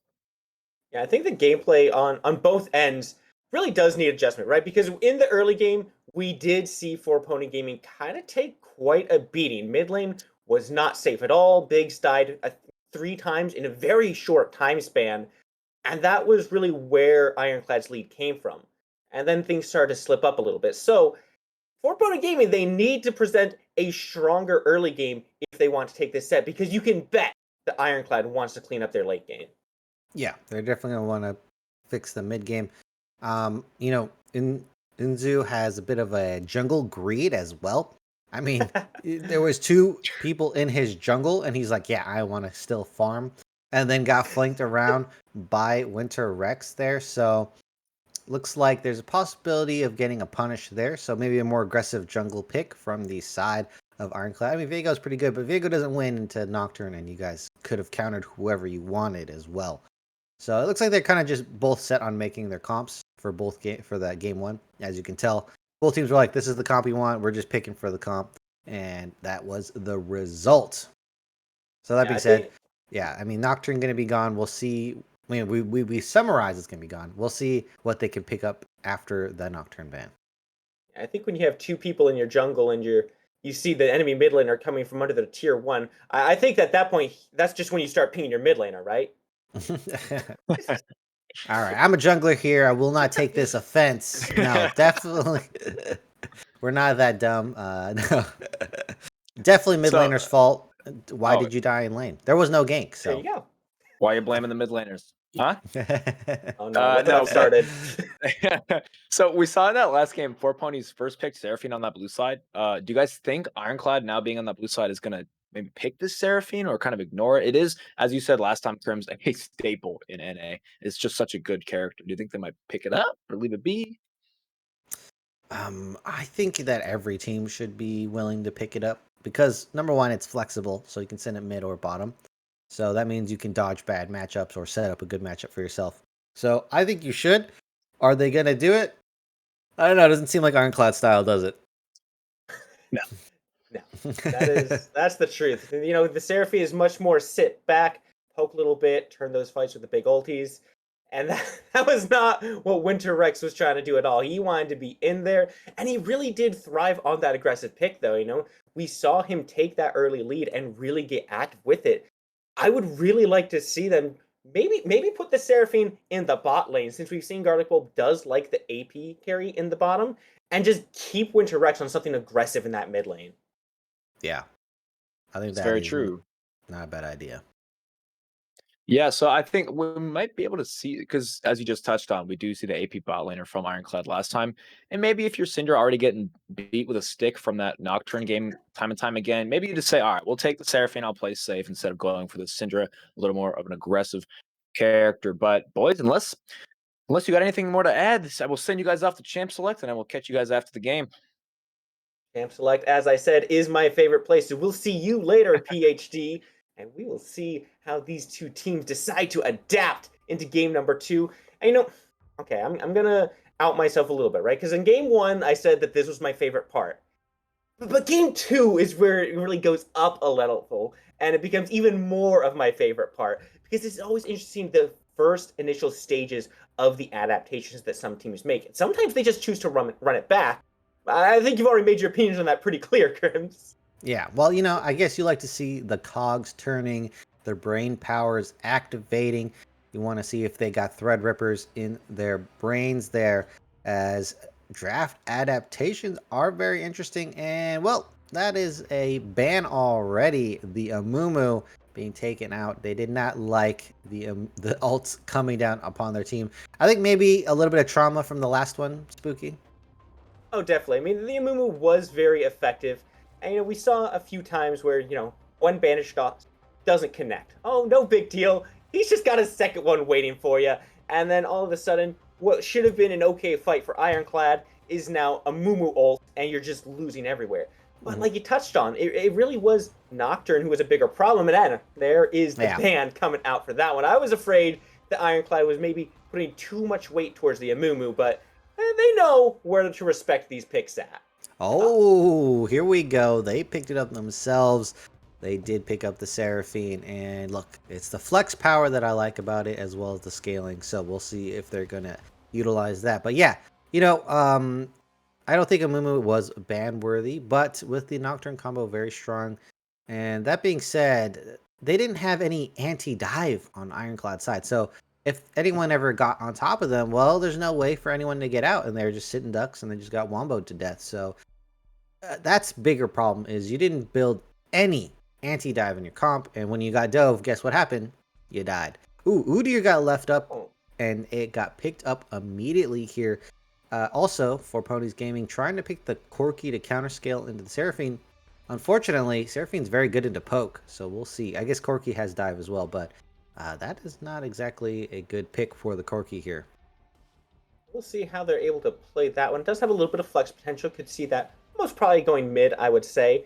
But I'm really interested in this Udyr pick because, like you mentioned, it got banned out in game number 1. We didn't get to see it and what it could do. Now, Opponent Gaming were able to force the Nocturne ban instead, get their hands on this Udyr. I guess we'll see if it's going to be as effective as Ironclad was worried it would be. It does have that brief unstoppable in there, so if you get the right timing, you can immune the charm from that Seraphine and just keep charging right towards her. And like you mentioned about the anti-dive, Seraphine's ult right now is going to be the biggest tool they have for that. So it's interesting to see how that's going to play into things. So you'll see the Kayn locked in. Yeah, Kayn is here. Super strong jungler right now. Red Kayn specifically. You go Eclipse and then you go Bruiser build. Unkillable, does a bunch of damage, and then sticks on your carries with his ultimate. Very, very big pain in your butt. And is a very good clearer as well. So, For Ponies Gaming going to respond with a Zilean pick. Look, they got to have their scale factor somewhere, Spooky. There it is. Zilean Jinx. They like their scaling. And they have themselves a very weak but very hard scaling bot lane. And we'll see if Ironclad wants to play into that. It seems like they could, but with an Ashe on their team, I don't know. Not feeling the most confident about that one. But if you remember, too, Zilean was banned out in game number 1 as well. So these are now two that got banned away from FPG that now get into their draft here. And man, Berserker was so unkillable in that bot lane. You add a Zilean ult on top. I don't know. I'm starting to sweat a little bit if I'm Ironclad. Plus, just that pressure that Jinx can put out with those AoE rockets. I think this is looking really strong right now. You know, Vladimir is one that we saw last night as well, and we haven't seen a whole lot of him. Do you think that this is going to be the mid pick or the top pick? Well, never mind. Well, there we go. Well, there we go. That answers that. You know, Vladimir is really good at diving at the backline, and you can't really contend with him because he's going to go into his pool of blood. And then, well, you know, you can't really fight a pool of blood. So that is going to be a problem for Jinx and Zilean with Corki to deal with. He's definitely going to get down a lot of AoE. But Zilean can resurrect one of those members there. So that is going to be interesting. Pairing up with the Shen Master Yi. This is Udyr top lane. Master Yi is going to be farming it up in the jungle. Yeah, For Ponies Gaming likes their scaling. This is, you know, Master Yi is one of those ticking time bomb champions. Once he hits a certain point in the game, just becomes so unkillable, has too much damage to be dealt with. Insta kills everyone on your team. Penta kills for days. And with a Zilean on top of that, that does sound cancerous. Yeah, I mean, the late game looks absolutely insane for FPG right now. But Crims, what do they have in the early game? I mean, Jinx isn't the strongest in the early. Yeah, Zillion's not going to be the strongest. Master Yi has to take time to scale up. What do they do in this early game where Ironclad has shown they like to be active, they like to be aggressive, and they want to seek out those leads? Yeah, well, let's just say Ironclad didn't close out game 1, so maybe For Ponies Gaming is saying, hey, you guys can't close out a game. We're just going to scale just as hard as we did last game. In fact, this might be even arguably a little bit harder. And because Udyr is now is a big scaling pick, you know, hey, you guys can't close out. We're just going to pick more scaling. Tough luck if you can't win. I mean, Ironclad do have some scaling factor this time. So they have the Seraphine, they have the Vladimir, they have some early play in the Ashe and Shen. We'll see if they can utilize the globals around the map to make plays. Let's bring PhD back in here to get his thoughts on this. I mean, Crims mentioned that, Ironclad didn't have a whole lot of anti-dive last time. Now they got the Seraphine, they've got the Vladimir, and they have this Shen on top. I gotta think this picture has changed quite a bit.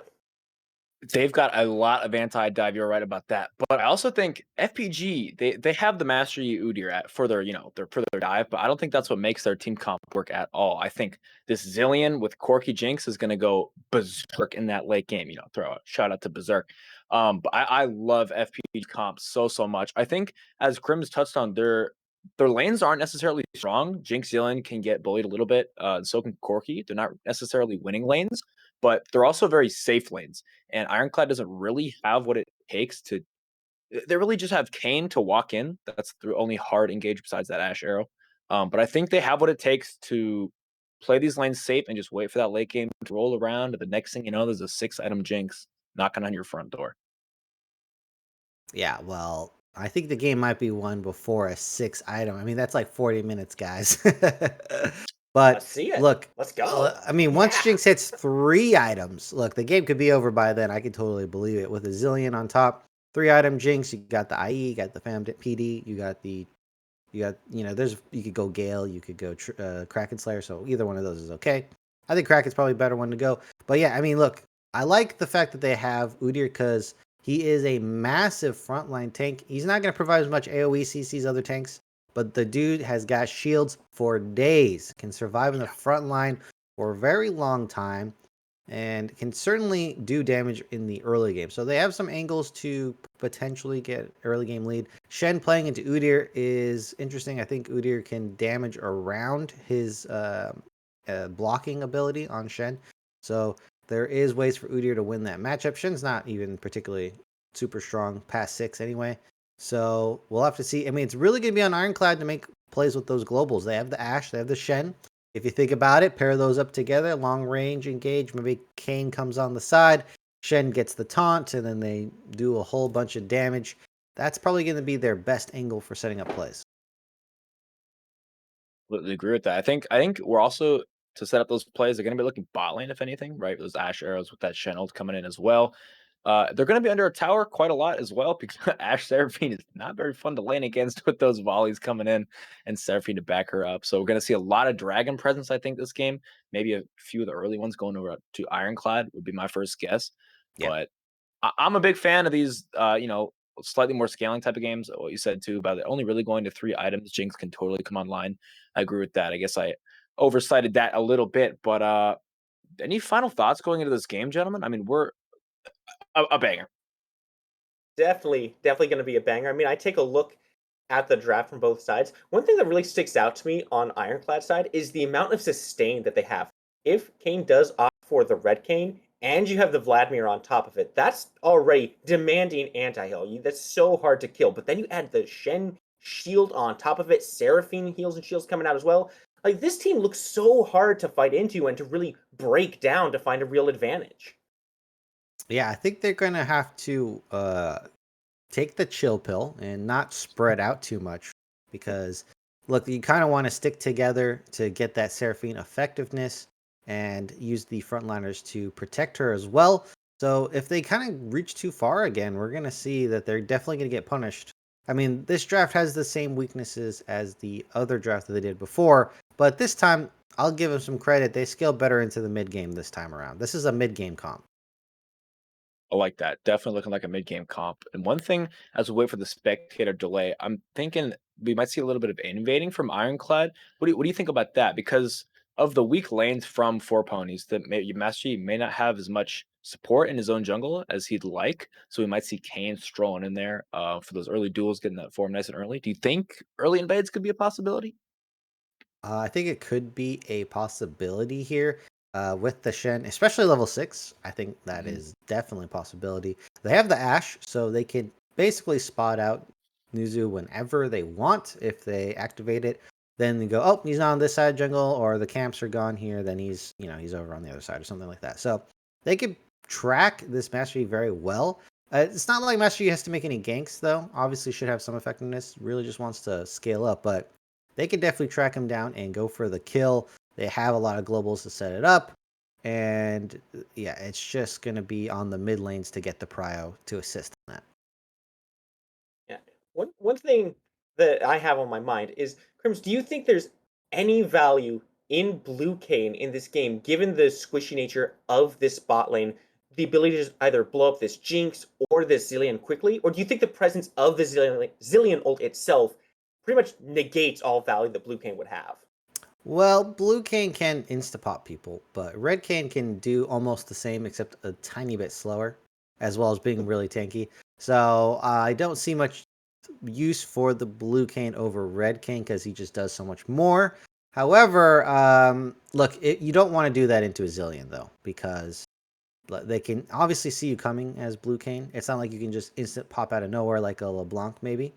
And, you know, that is where the Zilean will get massive effectiveness, because then you blow your entire kit on someone, and then they're still alive. And that's, for an assassin, it's like the worst thing to happen. So, yeah, don't think Blue Kayn is going to be in this game.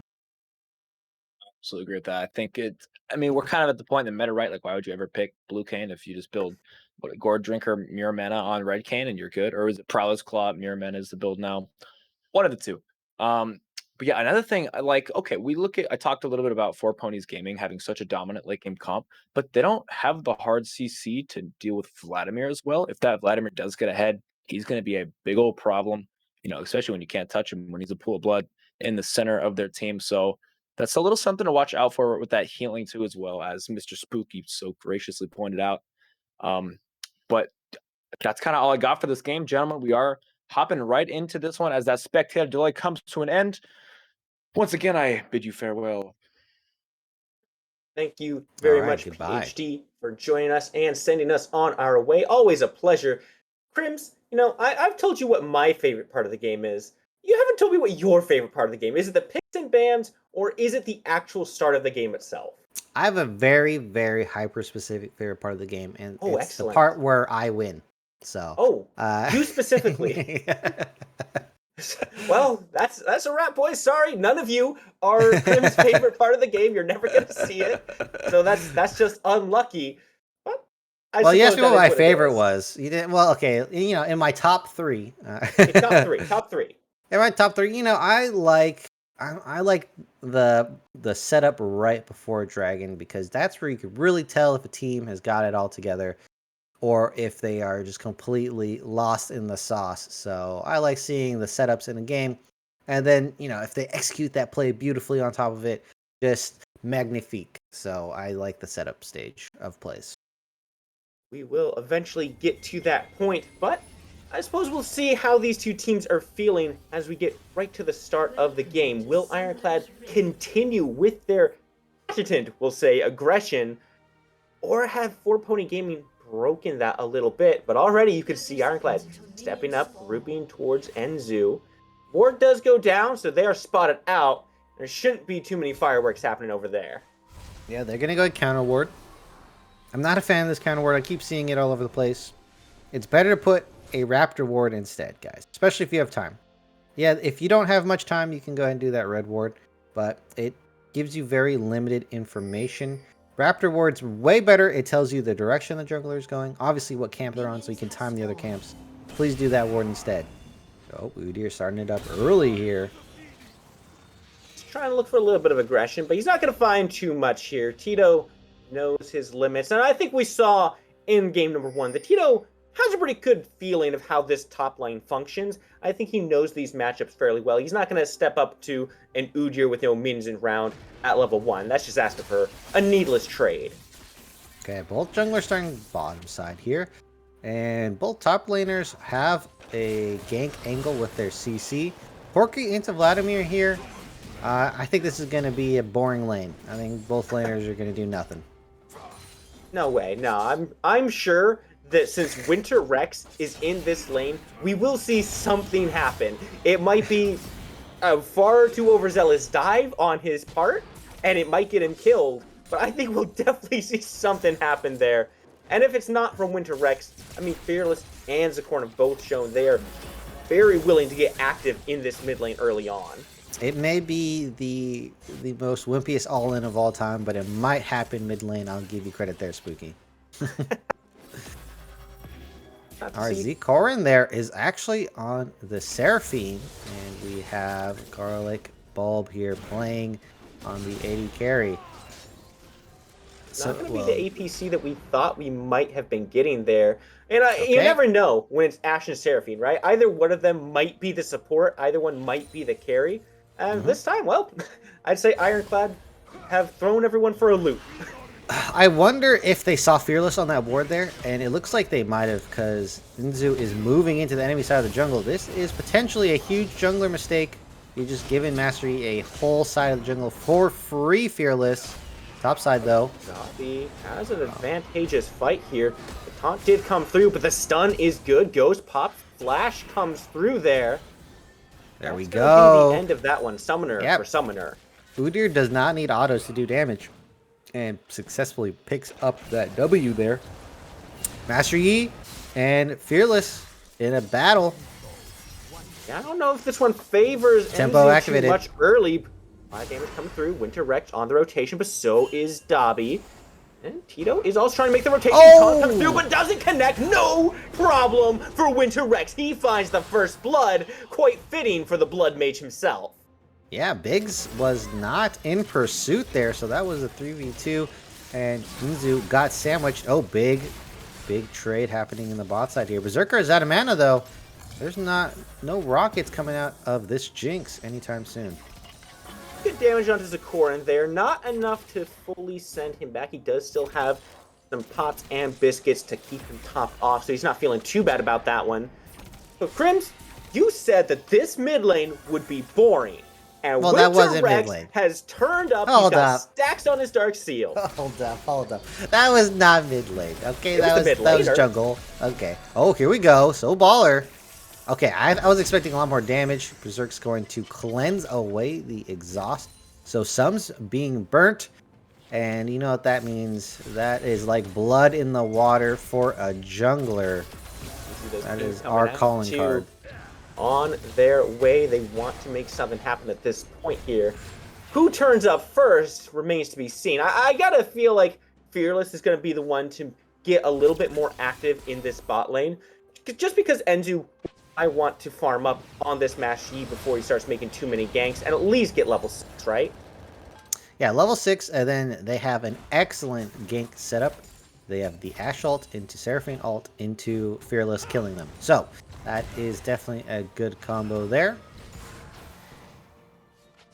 See how they decide to play that particular combo. We are going to see 4Pony Gaming reset in that bot lane. Should give Ironclad a little bit of time to set up some wards or clear some out. Okay, here we go. The Hawk Shot coming out does reveal the Master Yi, I believe, at least. It didn't ping on the map, so maybe it actually didn't see him, because I believe it auto pings for you. Yep, no Master Yi there. Going to be on the bot side. They pretty much know he's there because of the camps anyway. Well, Solar Dobby's still trying to find some pressure in this lane. Notable that he's quite a ways down in CS right now. He's not really been keeping up in farm. And I think that's pretty much what we saw in game number 1 as well. Good immunity there from Dobby to get rid of that taunt. Not going to be able to return too much damage here. This is just kind of the matchup. It doesn't really feel like either one of these players has too much kill potential on the other right now. Well, Big T is the one who's in the lead, and, well, Shen doesn't get a huge power spike when he hits level 6. Oh, this is going to go pretty well in his favor, damage though. over time to Dobby. The shields are coming out, like you mentioned. There's just so much damage. He's just not winning these trades at all. Tito is consistently out-trading even with the heals or shields coming through. Yeah, Udyr also doesn't hit a huge power spike level 6, but he does get a better one in the 1v1 than Shen does. So, because Shen's in the lead, he's not going to be able to kill Udyr, and Udyr is not ahead, so won't be able to kill Shen at the moment. I imagine that might turn later in the game. But I'm really looking for these level 6 plays. We're almost getting them all online here. Just a few more members left. And that's where I'm looking for Ironclad to make a play. Tito does have his ultimate ready and available. Dobby, like, I don't know, Crims. Dobby has less than half his health bar, and he's just constantly looking for these fights. Now, he does get the better end of that one, but you gotta wonder if maybe he's getting a little bit too aggressive sometimes. If these constant forward steps might lead to a trip and a mistake that'll give Tito an even bigger lead. Yeah, that is potential. I think he should be using the shield a little bit more to mitigate damage, but I don't think he's gonna die unless he makes a mistake. Now, Dabi could potentially go a little overboard. Just looking for it. Goodness, the damage that Tito's able to answer back with just a single basic, thanks to that passive, it's not working out with these trades. Well, Dabi has TP, so look, he's gonna go ahead and TP back. Yeah, he's doing so. If you have TP and your enemy top laner doesn't, go for like the biggest trade you can do before you die, and then TP back in the lane. Dabi, what? Okay, well, he wasn't going for that strat. I lied.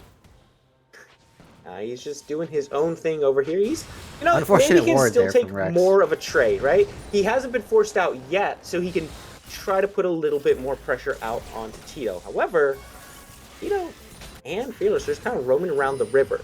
It looks like Fearless is trying to find a place to get active on this map. But so far, we just haven't seen him really show up at all.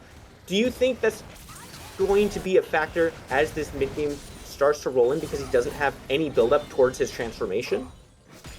Yeah, he definitely wants to get activated pretty soon. This is a heavy dive here. Oh, free kill for the Master Yi! Oh my goodness, but the Shen shield is there. Good blast cone is gonna push Winter Rex away, and just like that, here. Wait, they're on the Rex flank. looking for more. Biggs still in the area, but Biggs the did not know. Doesn't connect. Big Tito on his way away from this bot lane. Does manage to sneak away. There's not too much danger there. Both teams should be able to walk away. Unless Support gets caught out here, and indeed he's in a bad spot. Flash forced out, and Enzu on the chase. Alpha Strike comes through. Can't be slowed, my friend. And there's the first kill for FPG. Yeah, that is a Seraphine too far away from her teammates and or the turret. And I think the biggest benefactor of all of this is actually Dabi. Look at this. Yeah. Picking up free gold. Shen wasn't there to defend the wave. He's going to get 2 plates. Oh my goodness. And he picked up a couple waves at that. Okay, never mind. Just 1 plate. But 2 would have been crazy as he is out of mana there. Okay, here we go. Player gold on the screen. Winter Rex. Look, man, he's been getting the early leads pretty much consistently at this point. 2 games in a row. And he's the one making the plays. The onus is on him from his team. Yeah, I mean, this is very similar to game number 1, right? Ironclad is still looking for these aggressive plays in the early game. They're still the ones trying to maintain pace of the game. And they do have a little bit of a lead. Not a significant one yet, but it's starting to build up just a little bit. However, the big difference to me, Crims, is their aggression hasn't paid off quite as much, right? Sure, Winter Rex goes in under that tower and he forces Biggs back, but he doesn't find the kill there. And instead, he's forced away from the enemy jungle, and Tito has to burn the ulti. Yeah, Tito didn't get that much. Really, you want to get a kill with it, not save someone's life. I mean, of course, saving someone's life is still worth it. It's just not what you want to do with the Shen. As Master Yi, by the way, pulled ahead. So Inzu ahead of Fearless here. And yeah, look at this. Dabi with all that new gold, newfangled money. He's just beating up on the Shen with the Phoenix stance. No longer at quite that same CS deficit. He's just going to hold that WP down, walk towards Big Tito, puts a ton of damage out, and now these trades are starting to benefit him a little bit more, but he might be walking straight into a gank. Fearless is win here. this. Can Dabi find a way out? Ultimate comes through, but it's not enough damage. And Enzu is also making the rotation. Blast Seed comes over, looking for the Alpha Strike, does put damage down. Tito is the first one to go down on this one. The tower shot comes through. Double kill for Enzu.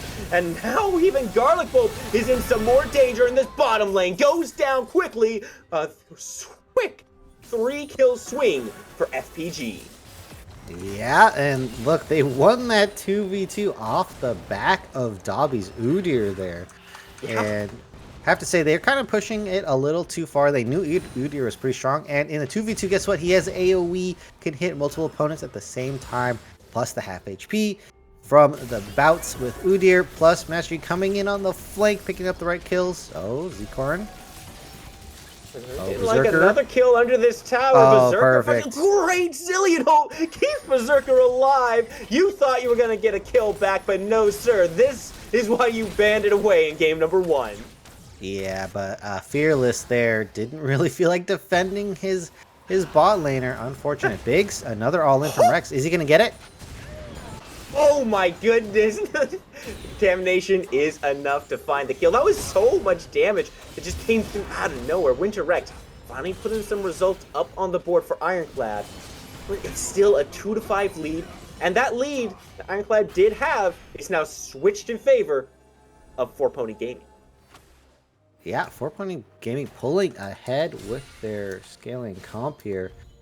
I have to say they're playing out the Zilean pretty well so far, using it for a kill. I like the way they're thinking, as Dobby is winning this top side here, going to tank Udyr.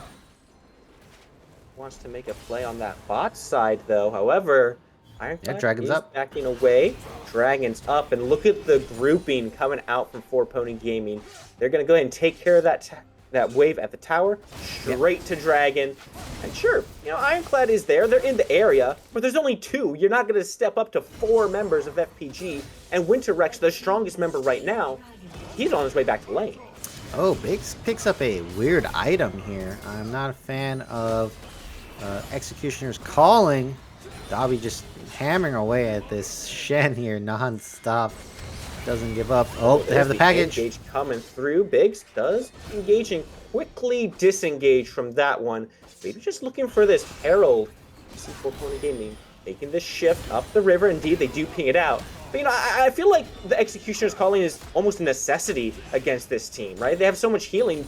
Can you afford to not go the anti-heal? On your main carry like a Corki, it's just setting him back 800 gold. He's already not winning into the Vladimir, and now it's going to be even worse, I think, because Vladimir's just going to have enough damage to win the fights anyway, even though he does heal a lot. I just think it's not a good idea. Look, you don't have great Grievous Wounds targets on your team anyway. I mean, Udyr could pick up Thornmail, but that's not that great. It's really on Zilean, and your jungler, again, terrible with a Grievous Wound item as well. I mean, Corki's probably next best after Zilean, but doing it right now is really setting him back. Let's see how it pays off for them here. Is 4 Pony Gaming has really stepped up across this map, and seems to just be taking control of the whole thing right now, right? They got Shelly, they got the Dragon, they've got 5 kills to their name, and sure, the gold lead, it's not big right now. It's about, what, 500 gold in their favor right now? But the fact that they're able to make this pivot from that first game where they were so weak in the early game, I think it speaks volumes to their ability to what? But that's a great arrow that came through, and just as we say it, Biggs should be going down. Winter Rex with the kill under tower. Here's Tito. Good taunt comes through onto Nezu, but oh, a better Alpha Strike puts the damage onto Winter Rex. Shut down. Goes the mid laner. Nezu is still looking for more. Zilean ult is on it, but runs out swiftly. That's not enough, though. Double kill goes the way of the Master Yi. That's not what you want to see if you're Ironclad. Yeah, Big Tito getting juked by Inzu twice in a row now by that taunt. This Master Yi is very aware of the taunt, and that is for good reason. Picks up another 2 kills, has Blade of the Rune King already. And with the Zilean, maybe already having a bit of an issue for Ironclad here. They don't have a great answer for the Master Yi if Shen misses his taunt. Now in the bottom lane, the siege has begun. Here comes Shelly, dropped onto a tier 2 tower. No minion wave though, it's just down to Shelly and 4 Pony Gaming. It's gonna be a good chunk of damage, but no gold to their pockets. However, we just talked about the gold lead being around 500, Crims. It's down to 2,000 now. It spiked so quickly, just out of nowhere. Yeah, I mean, a couple kills on Master Yi, get some turrets down in bot lane. That'll do it for you. 2k gold lead at this time is pretty significant. Obviously, pause has come in, guys, as we have the Gore Drinker Manamune build coming out from Fearless here. We have the chat open. We'll see who is going to be the cause for this pause. But yeah, Master Yi, look, online extremely early, as we have Jinx. Berserker's got a kill already. And yeah, when production's ready, we'll tell you guys what potentially is the issue here. I mean, right now, 4 Pony Gaming is just off to a great start. I mean, you've got 5-1 on Enzu. He's already got his Bork online, full boot. Got himself a nice little dagger, just for a little bit more attack speed. But then you've got Berserker with Kraken Slayer already online, Garlic Bulb, he's still working on that Mythic. He's not there just yet. So this dynamic is across the entire map. It's not just in the bot lane, it's not just in the jungle. It is everywhere. And, you know, you've even mentioned that Dobby is starting to take these better trades in top lane. Where does Ironclad look? What do they do to stop this bleed? I mean, I said before, say it again, they need to make those global plays. They were doing it for Vladimir, so Winter Rex picking up the kills because of these global plays. I think they should keep doing it, keep hammering away at the mid lane. Corki's weak right now. You can sense it, you can feel it. Winter Rex is pretty strong against him as well. So keep setting those ults for this Vladimir. Keep getting the kills on Corki. I think that is going to be your avenue. Carry through this Vladimir. He can do a lot of AoE damage. He could carry these fights for you. So you need to stem the bleeding on bottom. Top side's not going to win. Look, Shen has to ult away from the lane. He's going to lose CS. He's going to lose turrets to this Udyr if he just plows down the top side. It's going to happen. But in the meantime, make your winning plays while Udyr is up there. Beat his team before he beats you, and that's how you can win this. Absolutely. Now, the question then becomes, how much can they afford to commit to that mid lane before it starts becoming detrimental to other lanes? Because, like you mentioned, they have global plays. They have the Ash Arrow. They have the Shen Teleport. But if you're using both those tools, Dobby, actually, we come back to him in a lot of trouble as Fearless has come back to the game. Meanwhile, some trouble. But Winter Rex has HP right now. Does force away remaining members of FPG, though. Oh, good. Soul Not Baller. enough for the kill, though. And Soul Baller's just to walk away. There's no shot. Well, unfortunately for Garlic Bulb, that ultimate is not really meant for damage, so doesn't get the kill. If that was a Jinx Rocket, certainly would have been Doom. Unfortunately, Fearless did DC again, but hey, he's back in the game. We're got this under control. And yeah, those are some plays being made on the map there. And we have Shirelia's picked up by this Zillion here, trying to speed up his team. Man, Mythic's coming that's down. Just a nightmare, right? Shirelia's and just the speed boost coming out from Zillion. That team is going to be flying at you. You add on to that Ghost and Ultimate from Enzu. He's moving at the speed of, like, call him Sonic, because there's no way you're getting away. Yeah. I mean, at this point, you might have to wonder... Oh, here we go. We have a bit of a skirmish happening. Berserker real loose with those zaps. But definitely just trying to hit those for some poke. But yeah, I mean, look, speed has diminishing returns. So at a certain point, you should really stop trying to giga boost your speed here. Oh, Udyr's going to get spotted out. Mastery is farming, guys. I don't know if you want to do this. Absolutely deleted. Berserker got 2-shot by the Vladimir ultimate QE. Oh, my goodness. That ultimate's not going to connect, though, and Silver Dobby's in the area. They do not have an 80 carry. A little bit more here. Drake is on the board. It's the Inferno Drake. I don't think the FPG want the Ironclad to have access to this one. They're going to step away. No contest put up there. And you got to hand it to Winter Rex on that one. The ability to just blow up Berserker so fast, completely shut down any presence from FPG there. Yeah, I wonder where Soul Baller was. Look, no one in the world would expect that damage, but you got to be on that trigger finger there. And Berserker not respecting this Vladimir. Big's not telling a big enough story. Oh, he's going for it again. Oh, he dodges. Still going for more. Berserker has come back, though. He wants the revenge kill, but Biggs goes down first. And Winter Rex so low. Winter Rex somehow still alive, but Tito may not be so lucky. Good flash gets him away from Enzu, but only for a moment.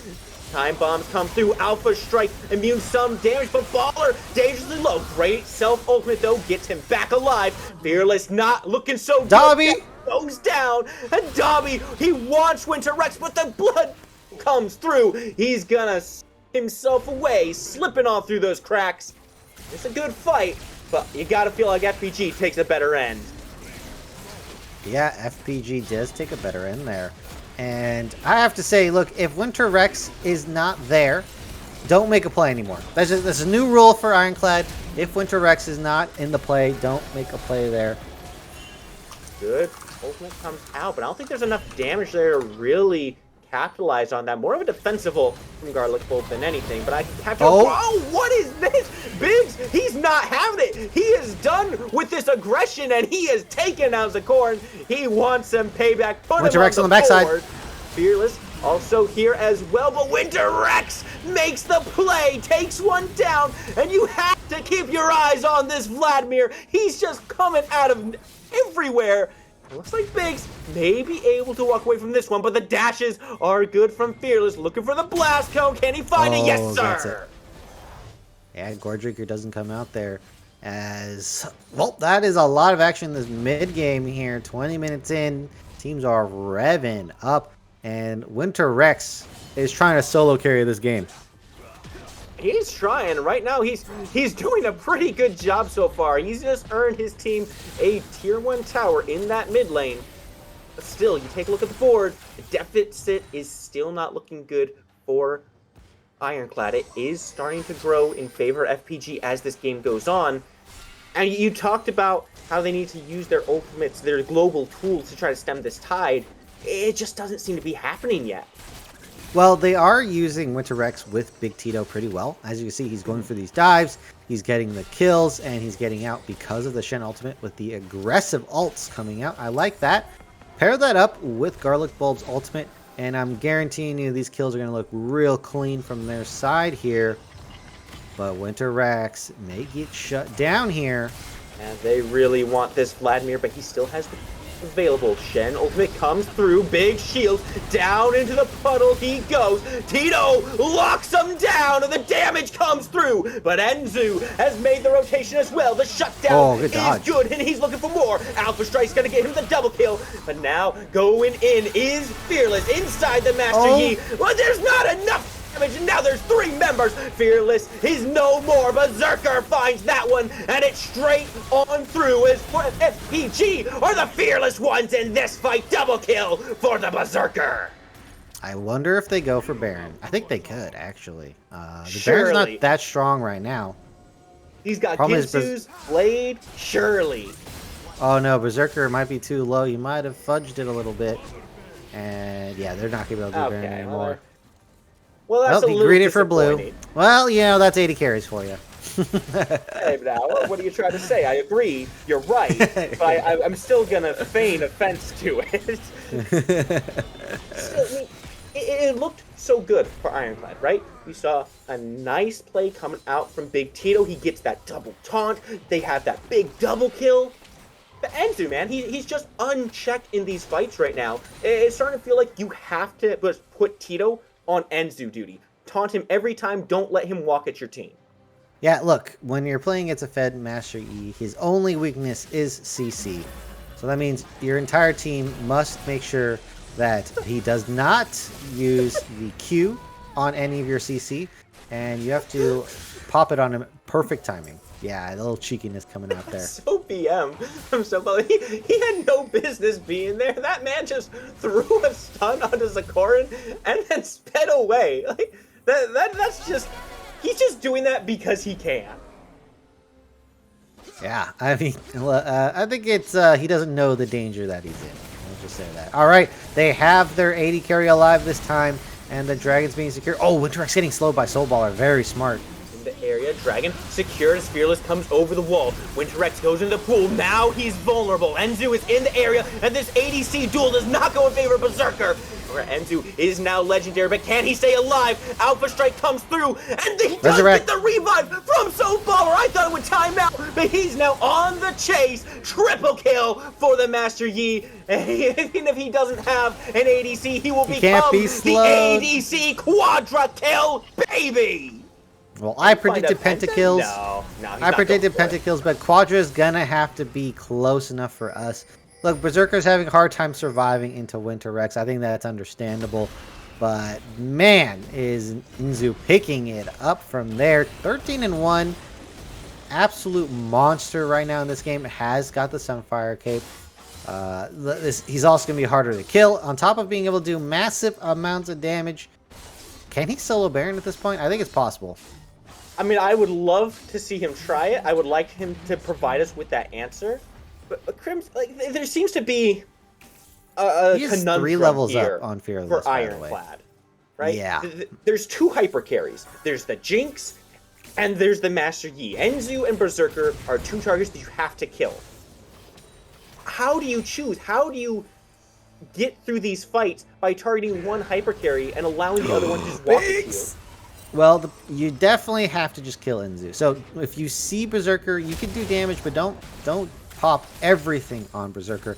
And I'll be honest, I think Winter X can just kill Berserker without his ultimate anyway. So and no pool necessary. So just save everything for the Master Yi Garlic Bulb. Yeah. Enzu, he's going for it. The Garlic Bulb can't get at it. He's dead. He's gone.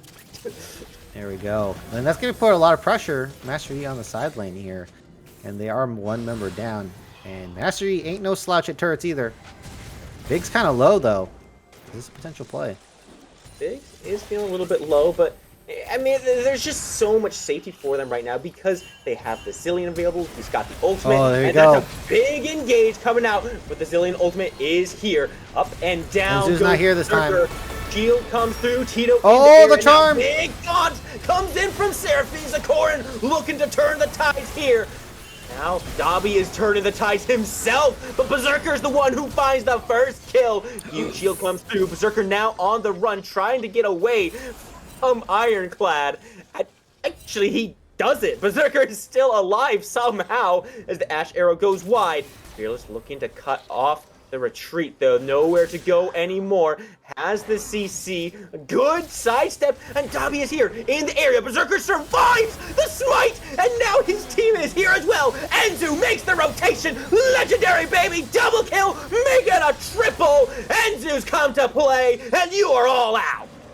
All right, here we go. They finally start with the Baron. Biggs, please don't die. Please don't die. Okay. He's got it. Woo. It's all right. He's got guns. All right. Okay, so maybe this is not a solo Baron, but double Baron take here is He can on the solo it. board. Look at him go. Yeah, Soulballer might die. Baller, just get out of there. Enzu is fine. Just get out of Oh! there, my guy. Oh my goodness. He is so lucky. He to can be ult alive himself. Right now. He can ult himself. All right. Well, Enzu is just absolutely taking over this game. Is on his 4th item. 27 minutes in. This man on a mission to win this game. Doesn't want to leave it up to chance. Let's take a look at those graphs Oh, there. package We here. see Biggs just fully engage on that one. Winter Rex has to pull back, but he's been cut off. Down into the pool, but Dobby and Enzu are both on the tail. I don't see any way of surviving that one, my friends. Ash ult comes through, but there's just no... Oh, he's gonna go for it? And take him right to the team! The tower is targeting, but it switched targets back down. Make it another Quadra, baby! Enzu is just unstoppable. I think that just might be the game! He just pretty much put his carry pants on, saddled up his team, because that is a hard carry if I've ever seen one. Enzu brings his team to victory over the finish line. FPG taking this game 2-0. 21-3 is the slash line for Enzu. FPG's jungler is a menace on this Master Yi. And you know, you gotta look around the board as well. Silver Dobry did not die a single time in that entire game. He was constantly going for these fights, taking these trades, and just getting in there with his team. But the cohesion was there, Crims. It was on point. The synergy was blatant on the page. And every time they engaged, the damage was there to back it up.